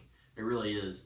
I mean, if you have a league with integrity that a lot of it can be. I won it 3 times my other week, so. Well, yeah, it depends on the participation. How dare you? They're all great. I've been playing the same guy since high school. Okay. No, I was gonna say, but I mean, if everybody's active, it does actually help. Because there's certain certain people. Yeah, I mean, if you got a bunch of nothings, you stop. We all know Paul. How dare you? Yeah. Speaking from a guy who's like fucking never won, so. I know. I need to fucking win too. But I was gonna say, you guys about ready to take a break here. We'll come back in with the good, the bad, the shits. Talk some more. Get real deep into it. Oh, deep. I don't want to get deep into it. It's gonna be great. It's gonna be great. Oh no, you're great. Well, ladies and gentlemen, we will be right back. This is episode 243, and we'll see you in a moment. Ladies and gentlemen, welcome back to Casting the Spotlight, episode number 243. Of course, Alex Nicoloff joining us for his 4th solo appearance of all time. Let's go. Only the 3rd man ever to have 3 or more solos. Let's go. And, of course, I know you've been on the segment. You know what it's all about. I know all about it. You have seen the good, the bad, and the shits. The good, the bad, the ugly. The shittiest of all the shits. The shittiest. And you're an experienced vet in this segment. You know what it's all about. Oh, yeah. I would say experienced vet. That sounds right. It does, doesn't it? Sounds and right. I would say, who wants to throw their topic out first? You got something? I'll out first. Yeah. All right.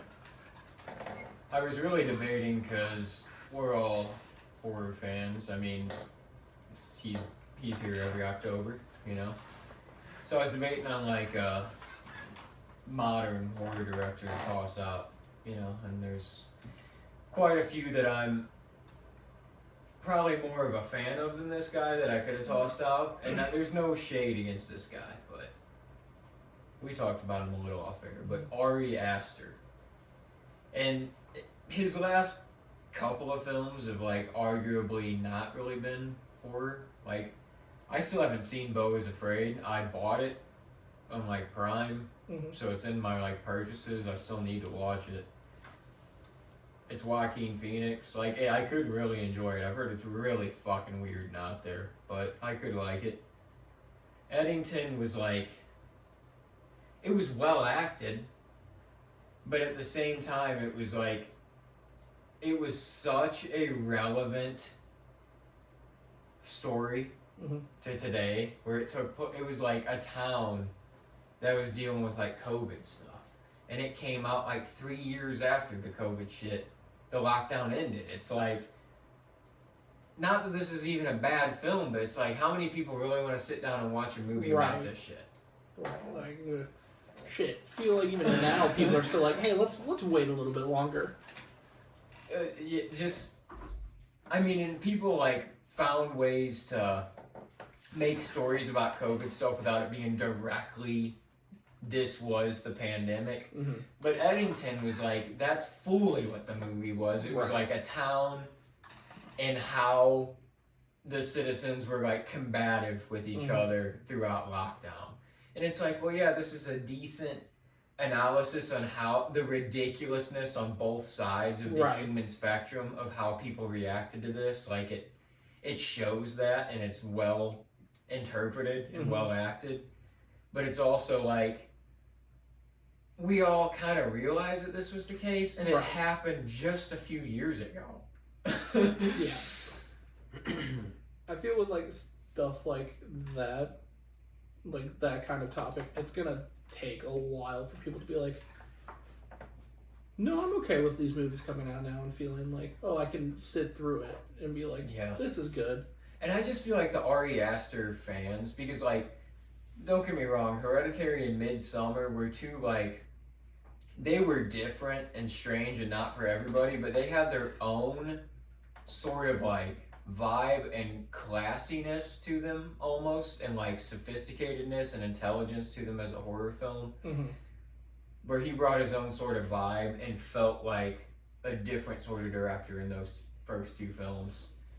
But his fandom and the people that really supported Ari Aster, and it almost feels like his fans, almost to more than any other degree, to any other like horror director at least, his fans are the ones that like, they're the art house kids that are like super snobby and, oh, you just don't get it, that's why you don't fucking like, you just don't like highbrow shit, blah blah blah. It's like, my taste varies across the board, and if you want to make fun of me for liking some crazy schlocky shit just because that's what I fucking, I don't know, sometimes that's what I want to watch. I don't care, man. It's like, so that's, maybe it's not Ari Aster's fault, but I almost feel personally like he's overrated just because his fans have like pushed him so far to be made, oh, he's this savant. That it's like, he's 4 films in for one, and like 2 of them have been good. I was like, 2 are winners. The other 2 are. I haven't seen the other 2. I've seen Hereditary and. I need to see. And honestly, I could really like those. And honestly, I've only seen Hereditary once, but this generational, groundbreaking, this changed the game type of aura that some people act like that film projected upon people, I didn't feel that when I watched it. I felt like it. I wouldn't say change the game, but I could definitely feel like, oh, this is like a new kind of more art house horror. I thought it was really good, but like, I wouldn't say he changed the game completely. He just brought his own. That's what I mean. He like the 2010s were already changed with horror earlier with the Sinister and Conjuring. You know? I feel like like Sinister and Conjuring. I feel like things like Paranormal Activity reinvented like the whole found footage stage, and then like. And then they just. It got over abused. And like Saw and like Hostel, like in early 2000s. Like more like human torture. So like, shit. But I don't think like anyone would be like, oh, Hereditary changed this section of horror films for us. Like, those other films changed those years. So I probably need to watch Hereditary again because I think I've only seen it once. But it's been a while. What about Midsommar?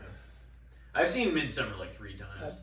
It's been like 4 years during horror season, probably though. I mean, I think that's his best movie is Midsommar. I agree with that. Like, I liked Hereditary. Don't get me wrong. I saw Hereditary in theaters, but I think Midsommar is just more of like something that'll be like, oh, this. You is don't fucking forget wild. Midsommar. You don't forget. I forget some things from Hereditary, but I can fucking remember Midsommar. Yeah. Yeah. I also don't know if there's ever been brought to film a better and like more like intense feeling and like kind of nerve-wracking mushroom trip brought to life than there was in Midsommar whenever she like started Right, when you kind of started experiencing you felt that shit. Right. It needs to feel real. Feel it. But yeah, he's not like I said, I prefer probably a good handful of like, especially out of the ones that people consider like the highbrow art house kind of. I'm much more of an Eggers guy than an Aster guy, personally. But that's just because he's more my lane with like the old style and the gothic. Yeah. What were some of his again? Nosferatu, The Witch, The Northman. Oh, okay. And The Lighthouse. Yeah, he did some. Yeah, those are all good bangers. Yeah, I would probably say that. I mean, versus like especially the ones that I have seen. I've seen more of those. And he's got Werewolf coming out at the end of this year. So yeah, those are all pretty solid. I think. I mean, on some level, I'm sure. Yeah, you can definitely put like The Lighthouse in like art house horror kind of feel. Yeah, that was probably my least favorite of his personally, but it's like I still appreciate the acting that was brought to the table in that movie. Right, even if like it wasn't your cup of tea, you're gonna remember things from that movie more than you do from like an Ari Aster film. The Northman, The Lighthouse, The Witch, and what else? Nosferatu. Yeah, Nosferatu was pretty sick. I saw it in theaters. Yeah, that's probably my favorite of his. Yeah. And then it was so probably The Northman, and I really liked the. Those were two. Those were really good. I need to watch. I'll probably throw Nosferatu back on the list because I've only seen it the once. That's like one that I watch in the winter time too, just because it's like really wintertime horror. It feels like a good winter movie. Yeah. Yeah, and I respect that choice. But I also wouldn't mind watching it during winter. I mean, it's fitting to that occasion for sure. It's just there's a lot of like snow and there's like blues and grays and it's very like kind of winter feeling, I feel like. It's got that like cloudy, cold, dreary vibe. Sad Europe. Yeah, I get it. So Ari Aster. Ari Aster. I would say Ari Aster, the director, good. His fans, real bad. And not like all of his fans, because obviously there's going to be fans of his stuff that's going to be like, oh yeah, no, like has normal opinions on things. And that's most of them. It's just probably the loud few. That's with most fandoms. Right, the loud minority ruins a lot of things. Yeah. I'm excited to see what he does after the last one he did, to see if like... I was looking that up. There apparently he has his next project. Does he? Scapegoat, it's called. Okay. It's with A24 again, obviously, but it's Scarlett Johansson is going to be the star, and Jacob Elordi is apparently signed on for it as well. We'll see. That sounds... Scarlett Johansson leading a horror film. I don't know how I feel about that. I don't know if it'll be horror, though, because Eddington wasn't. That's true. So Eddington was like a drama, so... And it says here, like, it's speculated, but it said early rumors suggest the project may center around a surgeon dealing with intense public backlash after an internet personality star dies during a routine procedure. Interesting. Some reports indicate it continues the politically charged, satirical tone seen in Eddington, while other early rumors floated it could be a sci-fi romance. Wild. I don't read that and think, oh, sci-fi romance, obviously. Maybe he's trying to get away from horror. I mean, his last couple movies, it feels like Beau is Afraid had, from what I heard, had horror elements, but it was mainly like this guy's journey home. It was just like a very weird, all the weird shit he encountered in his mind, like on. So, Yeah, it feels like he kind of started out, like, Hereditary was the most horror. Right. Then Midsummer was still very horror, but it was, like, kind of like folk. Yeah, it was very folk heavy and, like... And there was a lot of bright colors and shit in that one. And then, yeah, Beau is Afraid still had a lot of, like, apparently horror elements, but wasn't really horror. Hereditary to me felt more... When I watched it, it felt more, and I'm not like dissing Midsummer either, because like I probably even would say I like that one more, because I mean I've watched it more times too, but like Hereditary felt more big budgety, whereas Midsummer felt like an independent film in a lot of ways, is what I would say when I watched it. That's what That's fair. Yeah, felt. I get that. You know, so they felt different even between those two, but I would probably say fair for Ari Aster, like what I've seen of his, because I haven't seen the other ones. And he's also produced some that are of note too, but you know, as far as director, he's only got the 4. So yeah, produced credits. I've only seen half of them. Not really.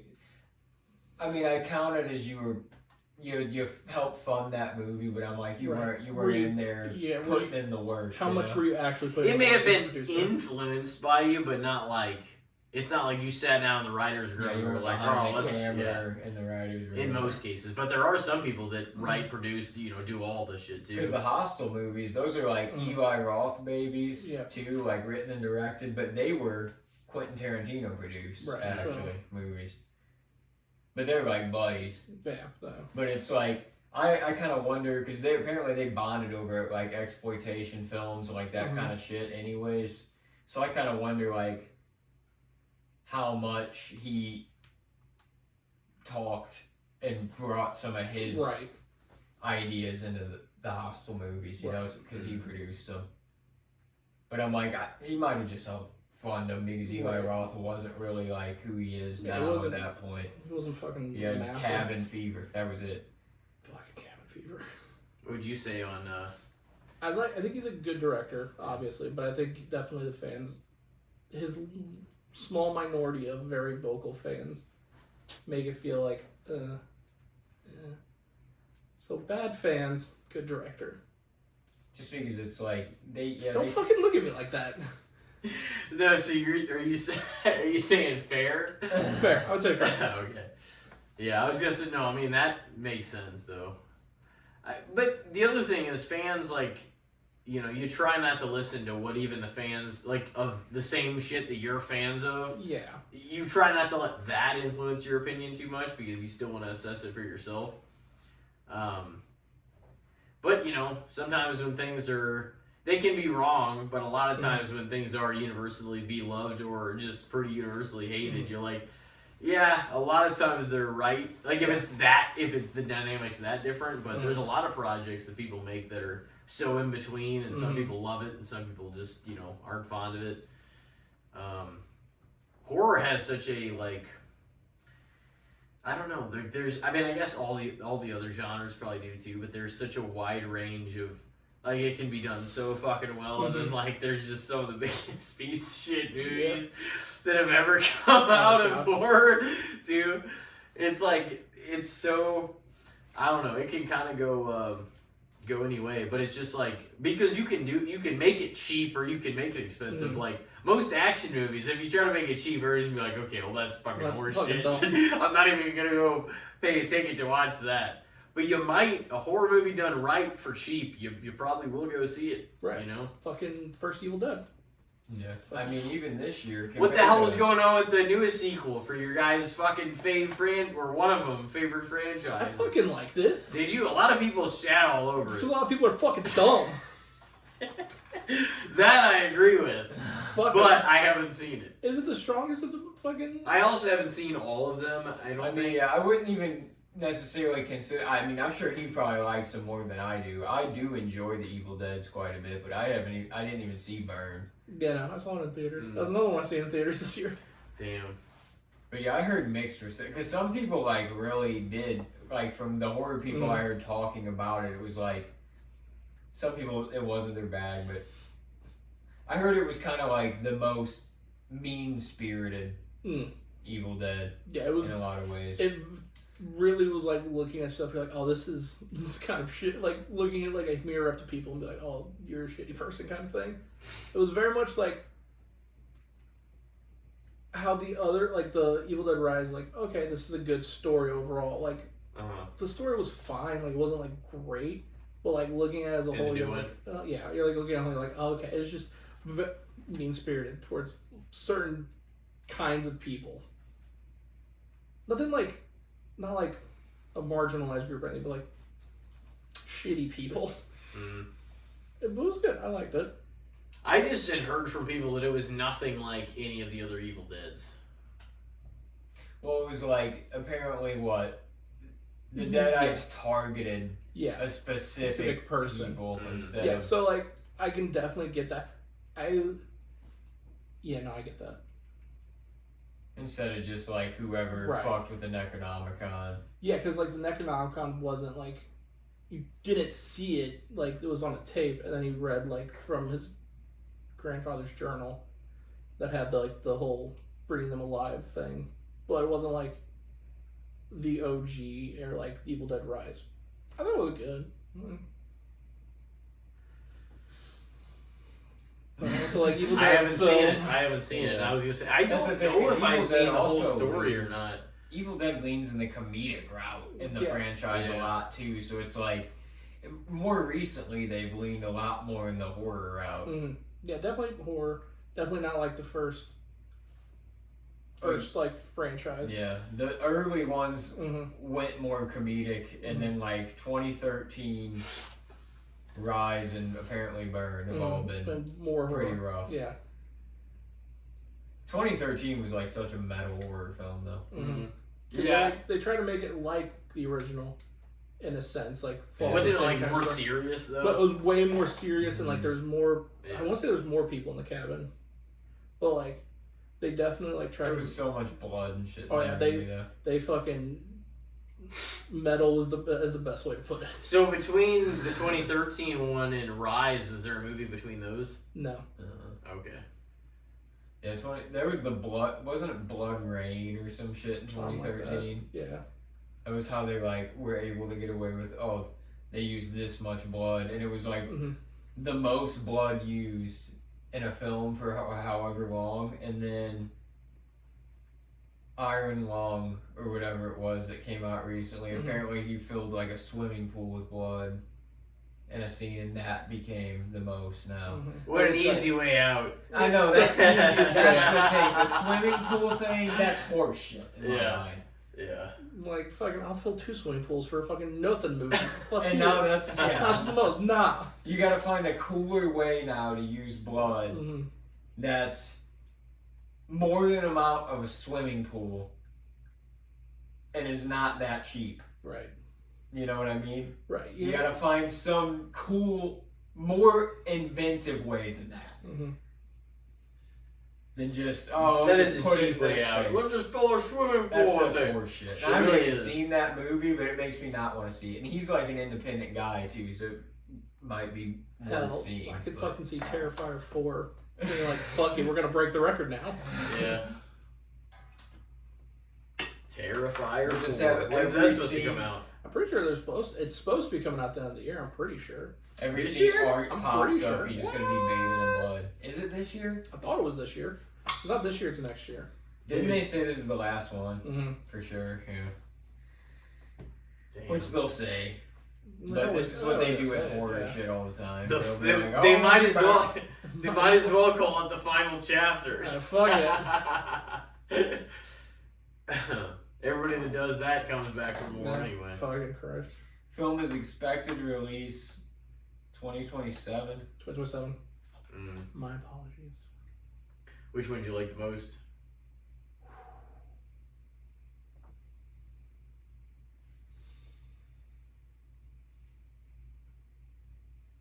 I think I like 3 the most, but I think that's just biased because I actually got to go to the theater and see it. Whereas the other 2 I like watched at home for the first time. Yeah, same. 2 and 3 are like pretty neck and neck for me, honestly. Yeah. It's like 1 was good, but like 1 was just like its own. I feel like it's just its own thing because like I don't think he like had plans to keep doing anything after that one. and then like actually having a real structured story going into 2 and 3. 1 definitely was like the kind of movie you make without any plans to make a franchise. You know what I'm saying? Just to like have this, you know, and this kind of wild, and then it just became a huge fucking thing. Yeah. But yeah, I really enjoyed 2 and 3 also. It says that 4 is going to be set during New Year's Eve, and the opening 15 or so minutes of the film are rumored to reportedly dive directly into the origin background of Art the Clown. Oh! I can get behind it. Do we answer for Ari? Yeah, what? Did you answer? No, yeah, we did. Okay. I said fair also. Alright. Who's up? Do you want to throw yours out? Yeah. Fucking adults fucking ruining shit for little kids. I brought it up earlier off the pod about like scalpers for Pokemon cards. When there's like these adults that just ruin all this shit for like little kids to enjoy. You got like Pokemon cards, you got like fucking toys that they come in and try to fucking take from these kids so they can fucking sell it online. It's some of the most extreme bullshit, and I hate it so much. It's like, why are you... Like, I get people gotta have their hustle, gotta make their bag. But their shit, like, let the kids have their own fucking shit and enjoy their life. Like the people that come into the store early as fuck to buy all of the Pokemon stuff. To buy all the Pokemon cards, like, well, I'm gonna sell blah, blah, blah.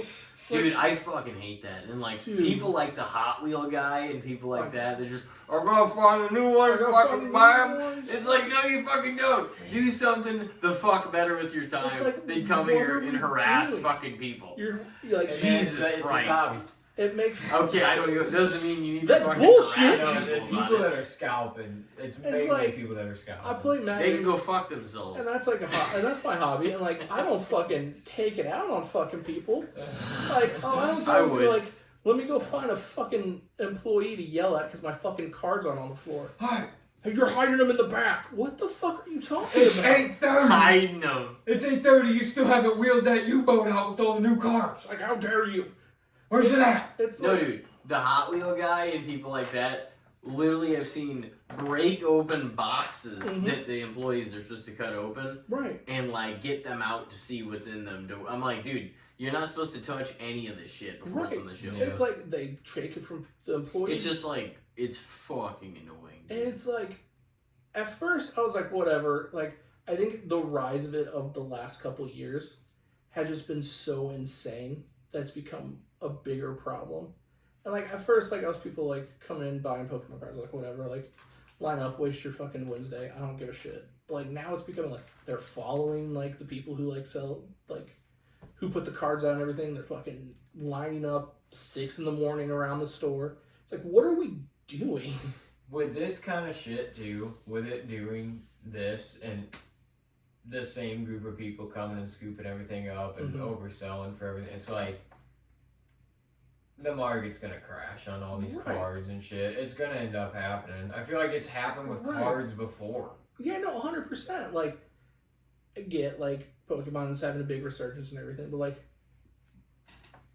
you gotta let just the kids fucking buy the cards so they can play with them. How it's like they have the upper hand because they can get there to at the store at like 7 a.m. and like buy all the shit. Especially isn't there like a limit though or something? There's 2, but like people come in with like a fucking group of 7 people and they all buy 2. Oh yeah, we were just talking about that. Yeah, it's like I don't know why you think you That's have crazy to get this. To wake your family up if you're like the guy that's like, we're gonna get up tomorrow, we're gonna buy all these cards. Yeah, there's this guy who made this. It's fucking insane. Come on, kids. There's this guy who made a TikTok. I got the coffee ready. We gotta get going to the store. He made a TikTok about our store. It was like complaining because like we didn't have the cards he wanted out, and like we were telling the people not to stock them. I'm like, what are you doing? People get a little crazy. Remember the Stanley fucking rage yeah, about when it? the Stanley fucking rage? People like go crazy about those Drizzlicious snacks that are out now. We can't keep on the fucking shelf. No, I don't know. Target like has so much shit like that too. Yeah. And I'm like, there's so many things that like just pop off because of social media reasons too, and then people will flock. And you're like, you think that some of these people are smarter than just being the ones that are influenced by social media stuff like and everything. You're like, and then like they're not. No, it's like people will be the smooth brain little sheep motherfuckers. Like, I gotta go buy all the Drizzlicious because my favorite fucking TikToker is done. And like you're like, damn, you were pretty hot until you said that. You're a pretty cool dude, but what the fuck is this? I saw on Twitter. I gotta go buy this now. It just seems kind of like it just jelly donuted into your mind, and you're just there. You couldn't even think for yourself. No, and it's I gotta crazy. go. It's the newest fucking. I get when there is some new shit. You're like, I want to fucking give it a shot. Right, that's different for like new shit. It can be exciting, but the people that follow the newest trend thing and are willing to do just insane things for it is always kind of baffling. Like the people that come in and like, oh, we have the new color Stanley. Oh, I gotta fucking buy it. The kids in those squishies or whatever. I gotta buy 2 so I can sell 1. I'm like, what are you why? See, you guys, that's the thing though. I was always caught up with the modern shopping trends when I worked at Target, you know, like what crazy shit people were into at that moment. Like, it's insane just to see, like... I don't even know at this point. Right, you know? and it's like, oh, what's the newest fucking weird thing people are going to come in and ask for? Because it's always something. It's always something fucking obscure. And it's always typically, like, that just tells you you're getting old. It's like always usually some social media thing where you're like, what the fuck even is that? You don't even know what it is originally. Like, why are you fucking buying? Like, you look it up and you're like, this is the dumbest thing. And then by week 2, you're like, we don't have it. We don't have it. Please stop talking to me. And it's like... It's been gone since 9 a.m. If they see it online, it's amazing how it never fails. That they're sure. They're sure. It's like, no, I saw you guys had a couple of them in the inventory. You're like, no, it's like, no, you didn't. Yeah. It's like right now, no, you didn't. Dude, people would ask me sometimes. They're not there. I didn't work in the back. I didn't work stocking. I didn't do that shit. I worked mainly always in the front. Mm-hmm. I would like do carts, I do cashier, I do drive up. So like if I was walking to the back to like take things to the back or get somebody to do anything like that or anything I was needed for, if somebody stopped me and were like, hey, do you have any more of this in the back? Can you check for me? There literally was a few times where I was just like, I had so much shit going on, and somebody would stop me and like get my way to ask me that. I'd be like, I literally would be like, hold on a second, and I'd walk back there, I'd open it up, and I'd like just stand back there. Just stand behind the corner, seconds, just wait a little bit. Come on, I'd be like, yeah, we don't got any of that back there. And then I'd just walk away real quick. Oh yeah. No, sometimes you would, because like even shit like that, like the vendors touch, they would want you to touch even if you're not supposed to, or even if it's like their shit.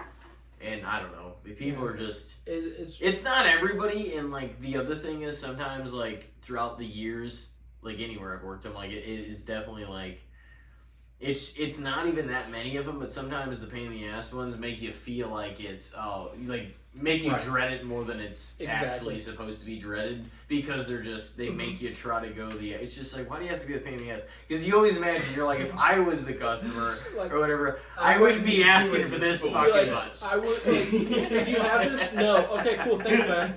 Like, will you check every yourself? Like, no, go fuck yourself. But no, there's a certain truth to that too, because it's like, I don't believe in the customer's always right bullshit. No, because the customer's fucking dumb. There is a certain etiquette. The customer's always dumb. If I'm on the side of the customer, I am well aware that there is a certain fucking customer etiquette as well that you have to abide by. I'm not asking this worker to fucking bend heaven and earth and do all this work for me. Right. I always think of the line, dude, just to say that. Like, I always have, like, thought of the line, like, I mean, I'm not gonna say it. I wouldn't say it like I'll say it here, but no, I wouldn't say it to them.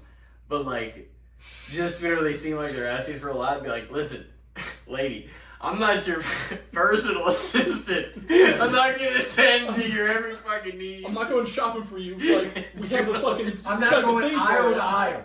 Yeah. I'm not gonna walk with you and Exactly. shop. I've seen them What the fuck? because they pull out like an actual list. Some of the and they're like, "Wow, I got." It's like I'm not following you around to get this. This is not That's a great list, man. Deuces. This is I'm like not a doing full it. service store. Like how they have Yo. gas stations, Right, man. like, oh That's so. god. Okay, so what was yours? I don't remember anymore. I think just the Oh, whole dude. retail experience at this No, point. you said adults ruining stuff for kids, kids. basically. Yeah, buying it. Well, I mean, it's they're definitely, I outrageous would say, stuff. overrated. I mean, adults ruining stuff for kids. That's certainly underrated. I think adults should ruin so much more stuff. It's such a good time It's such a to just see it is kind you of fun. crush them. to get their hopes up to here. We're going to Disneyland. Fuck no, we're not. a little cardboard box in the back of the lid. Be like, here we are. No, it's definitely shitty. No, I thought I was gonna say like stuff along the more lines of, you know, Santa Claus and stuff like that. That I think you're a piece of shit for, you know. Yeah, no. that like, kind of I've stuff. accidentally almost spoiled Santa Claus for younger kids around me. It's In my just- You adult gotta life, recover it like every year. 4 Rush. times, dude. Yeah, it's I think the parents, they're like, wow, because like they're egotistical and they're like, oh, I want the credit, but it's like it's fun to Right. to keep it around for a while for your kid to, you know what I mean? exactly. I'll just And be talking like accidentally slip out. Oh yeah, they're talking in the comments how Santa. These people are saying Santa doesn't exist or whatever, and like look up, they'll be like. The next, like, look They're at obviously Facebook wrong in the on comments. Christmas Eve, yeah, and I'm like, oh yeah. But I mean, these people are idiots. Nah, Santa, he's totally real. Can't he believe is, he's out there. exists. No, I hate that because I honestly think that is part of it. Like they're like, I'm not gonna. It's like, oh yeah, and Lord knows the rest of the fucking crazy shit that you Right. said during your life wasn't because I've seen that be the excuse. They're like, well, I don't want to lie to them.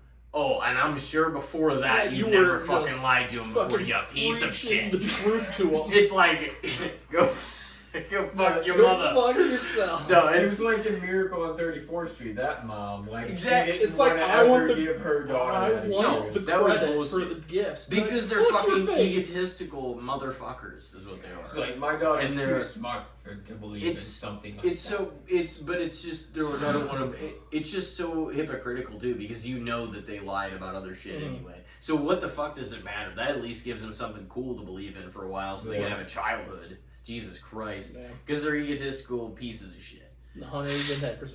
For the that like try to spoil it like that or try to act like, oh, I don't want. It's like you can give Santa the credit. You can be like, well, these are gifts from me. To however you want to do it, but it's just like that's. I don't know. I never understood stuff like that. I never got it. But People suck. They do. But no, yeah, I would probably say overrated. Yeah, overrated. I do have one I could throw out there. What do you guys think of, let's just say, swimming in the summertime? You went swimming this year? Yes. Have you? I don't think I even have this whole Really? fucking summer, no. I And I have a pool right over there. only went once when my kiddo was in town. Okay. But like, if I had a pool to access, I'd probably be in there a lot. Oh, yeah. I fucking love swimming. Yeah. Yeah, my parents have a pool. Like, anytime I'm down there in the summer and I'll be there for a while, I'll get in there for a little bit. But the problem is with it too, like if I'm only gonna be there for a little bit, I'm like, I don't really want to change out of all my shit. Right, I don't get in wanna there, do the get whole all thing. wet, and then have to dry all off and get back in my clothes. And fuck that. Fuck working like for that shit. God Oh, damn. my God. And it's crazy because as a kid, dude, Fucking if there was kids a are like, pool around, fuck I'm yeah. in there. I'll go in my Bro. clothes right now. Fuck that. And I still really do enjoy getting in there for a while though, chilling. But I mean, swimming in the summertime is an absolute classic, though. So like, there's no way it's underrated. No. Because like, it's one of the most summer activities. Yeah, it's like something everybody does. Or the problem I'm having these last couple of years when I have been swimming, I get burnt like a motherfucker now, even using sunscreen and shit. So that shit sucks. 0 out of 10 don't recommend. Yeah, that's not great. No, I fucking hate that shit. Yeah, it's always been fun. Like, I don't know, I just remember going to like family events a lot as a kid, and like they'd play games and bags and washers and all kinds of shit like that, and like there'd be a barbecue and you'd like be swimming also, and like those types of you know, holiday, like Labor Day, stuff like that, 4th of July.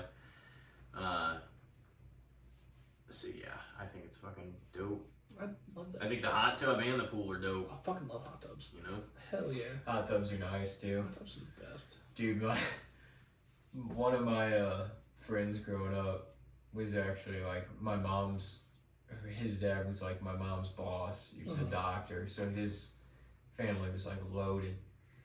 And they had their work Christmas party at their house every year, and it was sick because it was like the middle of December. And they had a hot tub outside. God, the best. And a pool, an in-ground pool that they could heat a little bit. So like, dude, we would, and it like their pool was still kind of fucking cold though, like especially from the hot tub. So like as kids, it was the most fun shit to like jump out of the hot tub.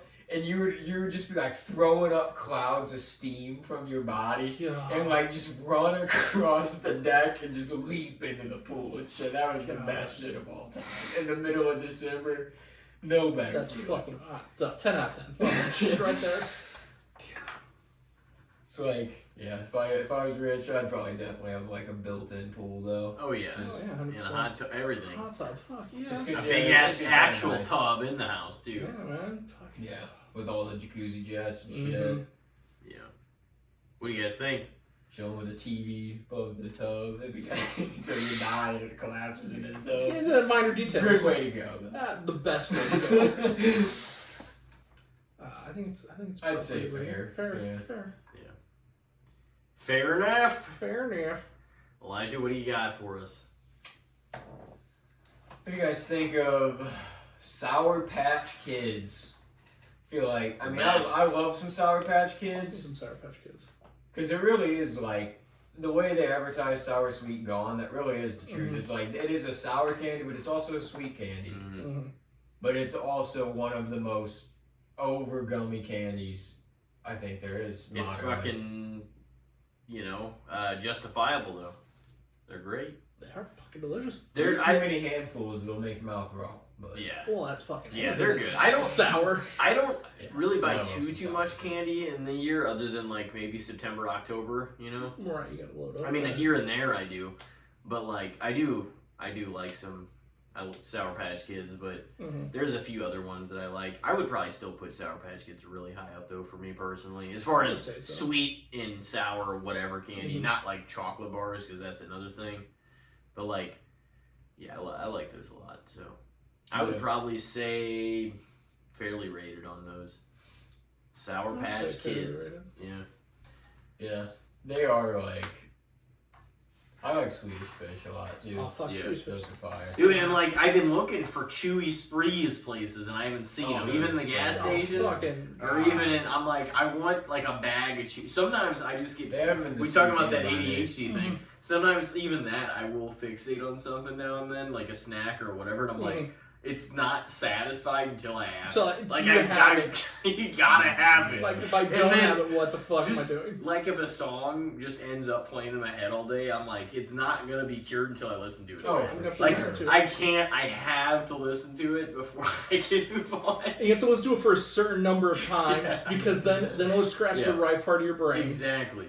And it just, it's almost every day that some song is stuck in my, maybe not the whole day, but definitely that comes into your head. Most of the time, it's something's playing, and it's like throughout the early parts of the day at work or something, where something's like going in my head, and I'm like, I don't even know the last time I fucking even listened to this shit. Right? And then it's stuck in your head the rest of the day. And you're like, God damn it.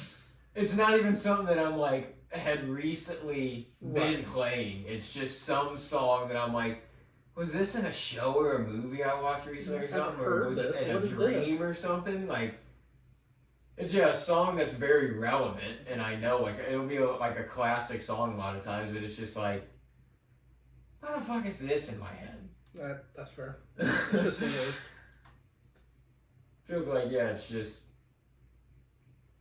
my own weird internal playlist where my brain just every day is just like, remember this song? Remember this motherfucker? No, I get that. Just your brain firing as you are waking up in the early parts of your day, I guess. Mine the last couple days, I knew. Well, once we started talking about that, and we're like, I think we should do stargazing. I was like, that's been the song the last day or two that's been in my head. So I'm like, with all that, I'm like, okay, well, we're gonna use it anyway because we kind of established that already. It's gonna be the songs I listen to on the way home. It's like, yep, there it is. Yeah, it's because I'm like, it's so weird because so much of the time it's not necessarily planned, but it comes to it's no, it's a spot, it's time, and then you fucking just listen to it a lot. No. It's crazy how that happens. Or something will occasionally re-emerge, or you're listening to an album again for the first time in a while, and you're like, damn, this slaps. This is what I needed. Yeah. What'd you say on Sour Patch Kids? I think they're fair. You said fair. Yeah. Okay. Good. Yeah, they're fucking tremendous. Yeah. You got another topic for us? I don't know if you guys eat this because I'm a fan of spicy food. Oh yeah. And torturing myself. Bigly. Bigly. Buldak Ramen. Oh yeah, I've heard of that shit. It ain't something I'm gonna go for, but I think I actually have had it. I've had a really spicy one. It might have been something like that. I don't know. They have different levels of flavor. flavor. Are they more the flat noodles too? Yeah. Yeah, I've definitely had one of them was real hot though, for sure. They're they're spicy. They make your lips fucking. They get to the point where it's uncomfortable to eat at some points. They're that spicy. Yeah, fuck and I've been slowly trying to build up my tolerance for it, which is a terrible idea. My mouth waters for spicy. But I mean, it's the same thing with Thai noodles. Any kind of spicy food like that, it's you can get up to a 10 at a lot of those places, and I probably wouldn't go over a 3. Yeah, I love spicy food a lot. So I think it's one of those things where I don't think a lot of people like spicy food as much as they should. No. And I get the tolerance for other people and everything, but you just gotta branch out a little. Just burn a little. But it tells you a little bit of heat, but I want to enjoy it still. I don't want to be fighting to get the other thing. I don't know. That's kind of fun. The other thing is, I felt like that too. But as the years have gone by and more flavors have been made, so many people have made spicy flavors of things, and spicy and the sour cream chips, spicy and barbecue, whatever. So I'm like, there's got to be a good portion of the population that does enjoy spicy stuff because they wouldn't be making all these different things if there wasn't. You know what I mean, too. Yeah, I feel like spicy's definitely the same as dill pickle getting over big time the last 10 years. I love pickles, but there's way too many goddamn. Now there's so many. It's hot's the same thing though. It's everybody wants hot and shit. I would say dill is maybe even more specific than hot, though. I think, right? Maybe toward more niche. You can't put it on as much shit. With hot, you can have different kind of heats that taste different. And heats mixed with other flavors. Right. You can put it in actual meals and shit. You know. With dill, it's you're gonna fucking taste it. Yeah. Yeah, there's no way out of it. No. That is. And you're not gonna talk me out of it. Yeah, I'm gonna try that is the flavor dill, kind of the hot flavored chips. Yeah. Who the fuck wants that? Me. I bought the fuck out of it. Because remember I gave you this shit. You were the Lay's hot. You were you were eating just a bag of the hot flavored. I'm like, I just don't ever want to buy a bag of flavored hot. A bag of something that's flavored hot. Yeah. Like Flamin' Hot Cheetos. No, dude, the Flamin' Hot kettle cooked Lay's. Oh my god! I haven't had those. Yeah, they're good. You know they're good. Oh fuck yeah! They're kettle cooked, baby. Kettle cooked best chip. And Flaming hot. Flaming Best hot. of both worlds. Best of both worlds. Not even dicking around. Hell Not fucking yeah. around. I would say that's the bank, goddamn. So, is this Buldak Ramen like a... Is this like a craze? Is it like Yeah, it is a big craze. thing? It's a big thing, and people love it. But it's spicy as fuck. Because I know I ate this shit like years ago. Mm-hmm. I definitely have had it. I'm almost certain because Yeah. I can think of the noodles and I can remember being like, holy fuck. Yeah, we went Trying from to selling... get through this bowl. We went from selling 2 flavors to having just like a whole 4-foot section of flavors. So like it is slowly becoming this massive thing. I'll say fair because fuck it. Yeah. You know what? Like, I think that it also is kind of like that's a big Asian thing where they really do enjoy some spicy noodles. Goddamn right they do. So why not where we can, you know, Us let's fucking pasty white branch out boys need to be a branching little out. bit with like the American culture. Let's bring it in. Why not? Hell Fuck yeah. it. So- Like I don't see the wrong in it. So So wait, what was Try yours? The Overall? black ramen being it's fair. I think Oh it should, yeah, I think I did. at see that. times Okay. underrated. I think everyone should be loving it and eating it. I think I've eaten one like just package of really spicy ones, and they might have been those where there were a certain kind of ramen. But Yeah. most of the time, if I buy a Does it have, pack, I get like the Lincoln chicken ones. on it or something. Yeah. The Buldak ramen. Yeah. Yeah, it's the packaging. chicken, yeah. It's Yeah. basically a form of self-hatred by the time I eat it, but like, fuck, Mhm. it's so good. Sometimes you need to punish yourself with spicy food. Yeah. Cleanse the soul. Yeah, look up the Exactly. package of it Exactly. Yeah. to see You do. it in my mind. Yeah. It's good stuff. These Hot guys- wings is my favorite of all I time. fucking love hot wings. Yeah. Yeah. Like, I have a few places that are my favorite. Like, on the right day, too, the right location, Emo's has some of the best I've ever Oh, had. 100%. But I have had some bad ones from shitty locations, kind of. But whenever they're good, they're really They're fucking really on good. point, dude. Mhm. The St. Louis Pizza and Wings has good wings, too. Mhm. But, yeah, that's my favorite. There's never a time they don't sound good, ever. Right? It's like, I could smash a whole fucking plate Oh, yeah. any time of the day. Oh, yeah. But it keeps them more sacred that I don't have them that much. Of course. That's You fair. know what I mean? Episode's ending and we're freaking talking about food, dude. Yep, that's As soon the way as it the always topics goes. start winding down, it always goes to food. Doesn't does. love food, though. And we all start getting hungry. It's how every episode goes. And just like, literally started thinking about St. Louis Pizza and Wings, and I'm like, my mouth started kind of watering a little bit in the Yeah, back. pizza sounds fucking amazing St. now. Louis Pizza and Wings is so good, dude. I haven't had it in a minute either. It's one of the best pizza places around here, for sure. Fuck, I'm gonna fucking eat. What was Never a bad idea. I think it's me next. Yeah, I think you're up. Just thinking of those like Little Debbie's and snack cakes like that. What do you guys think of? Kind of like sometimes you get them from gas stations, or sometimes the big brands like Little Debbie or Entenmann's have them. But what do you think about those little those little pies? By those brands though, not the store fresh baked ones, but like Oh, okay. the actual so like, brand. Yeah, like little pies, hand yeah. pies. Yeah, honestly, and even though I know they're really cheap, sugary bullshit from gas stations, the Boston cream I pies, will dude, fucking they're smash so good. so many. From Oh like my- 7-Eleven and Right. shit. Oh my god. Yeah. You know, it's like the little ones that come in the cardboard box. Yeah, and shit. yeah. Anything like that. But also the Entenmann's, Little Debbie have their own Hostess. they're fucking- They have their own kind They're of so version too. goddamn good. It's just like Oh, a nice yeah. little sweet. Little fruit. They're pies. they're always really good. Yeah, I don't Those think I've little- ever had a bad one. No.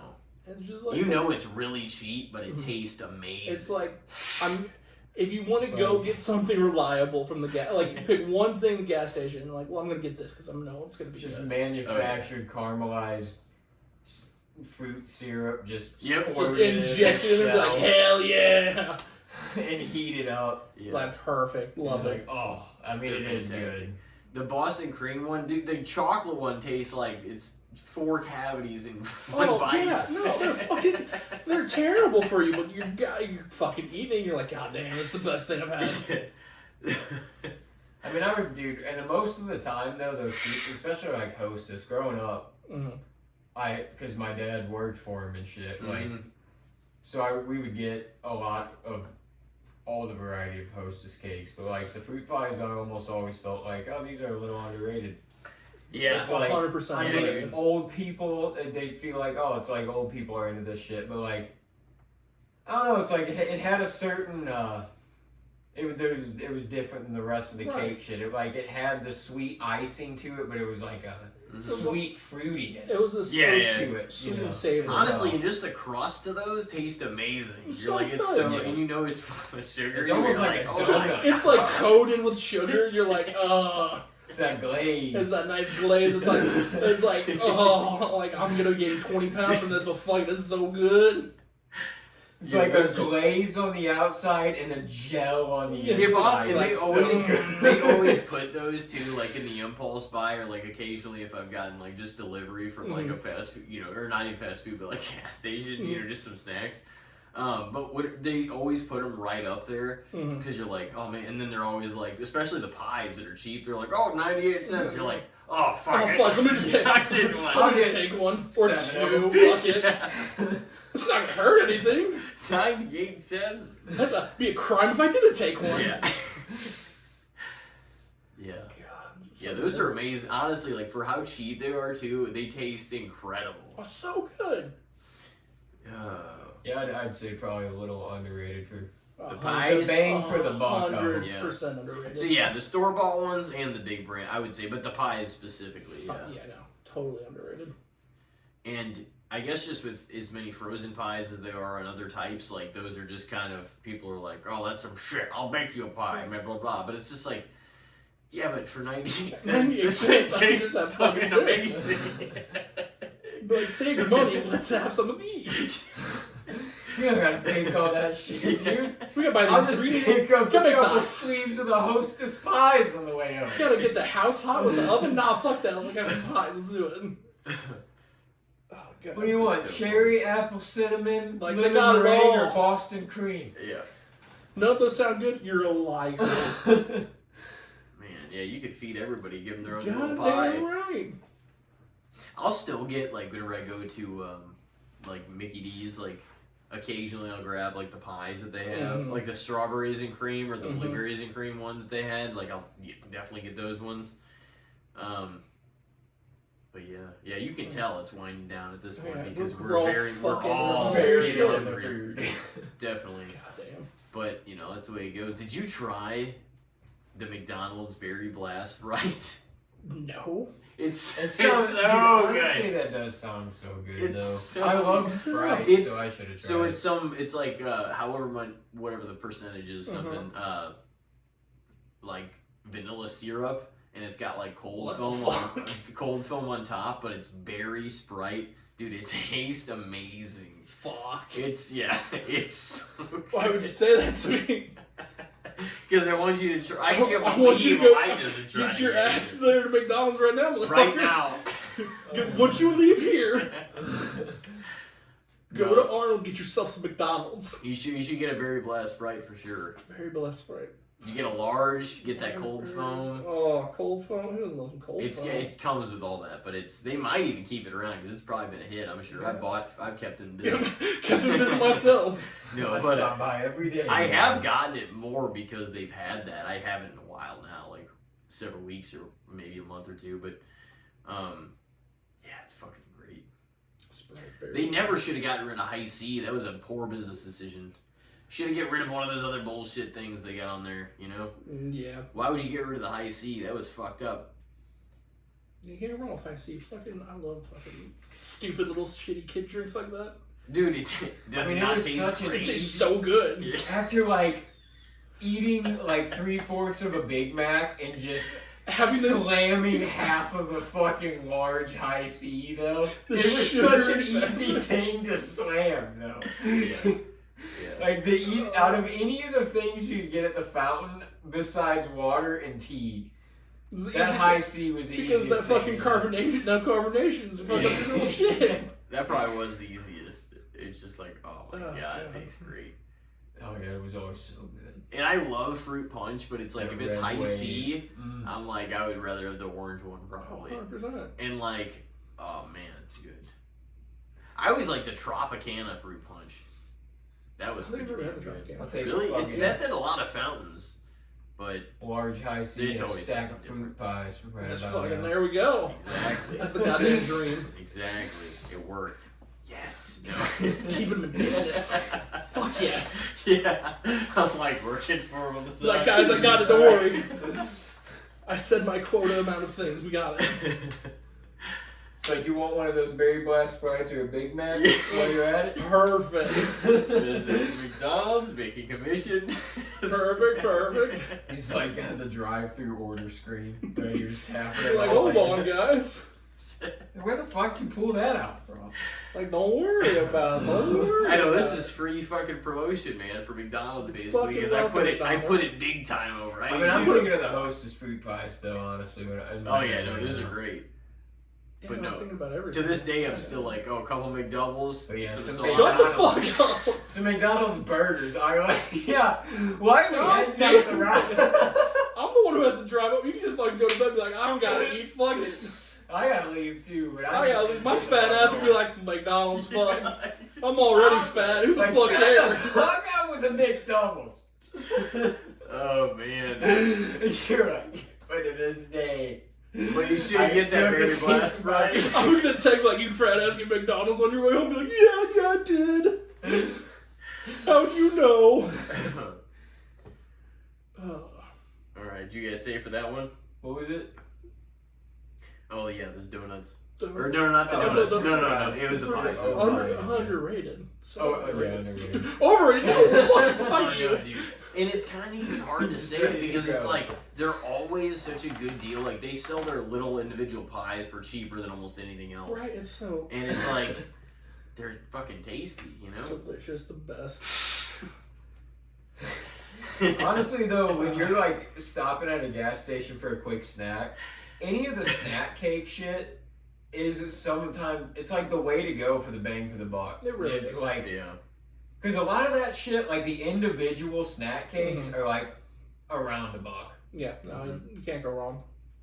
But it's like ding dongs, you get like 2 for $1. That's not bad at all. Let's just Yeah. keep talking about food. That's fine. That's, And the cupcakes, too. let's just bring about Are food. It's fucking fine. fire.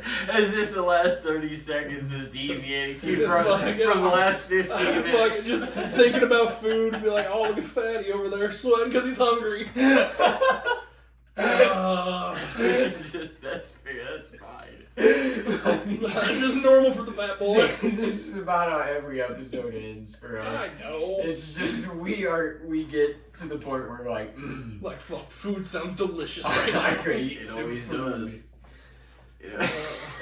As soon as I said that about McDoubles, you're like, shut Shut the fuck up. That's my go-to. I get the McDoubles. I'm like, fuck. But just the way you presented it sounded like you were being taunting too. You're You're like, ooh, man, you're you're like, like, McDoubles. No, it just sounds so you were good. like, to So this good. day though, sometimes I still think about the McDoubles. Doubles. And Oh, he's like, shut the fuck up! Oh, man, all of it. All of it. That's some good shit. I know. Honestly, it takes us here. Our legendary Thin Mints fuck. rant fuck. conversation. Don't That get was me I fucking need to buy a started. sleeve You of That fucking was- criminal. that was a legendary. with a shamrock shake. Oh, lock to top lock it this off. man up. God damn. That was a legendary segment. Thin Mints. You're like, and they always give you like 40 of them, and you're like, yeah, because they're like, take these off our hands. Sure. You're I'll like, take them, bro. yeah, I'll you're take like- all of them they want to give. You're like, take these off our hands. Take them over and please. We don't want our chocolate toothpaste cookies. Fucking stupid ass Thin Mints. Oh man, Good stuff. it's been a fun one though. I think that'd be a solid note to wrap it I on. think so. Laughing. It's always a pleasure Laughing with you and boys. getting- Oh Hungry as shoot. hell. Oh yeah. well, it's been a hell of a podcast, and it's good to have you back for your fourth solo. You were one of the special ones that made it to 4 at this point already. Look at that. You're gonna be shooting for 5 for next year. Oh yeah, and we will see you before then as well. Yes, you will. It might look a lot different in here than it does currently. Yeah, well, we'll figure it out. It's gonna be sick. It's gonna be a spooky time. And thank you very much for coming back on. Thanks, boys, for having me. Always fun to have you. Always Always a a blast. seamless, fun episode. Always a blast. So, well, ladies and gentlemen, we hope everybody's taking care out there, and hope you have a great week. We will see you next time on episode 244, and yeah, have a good night.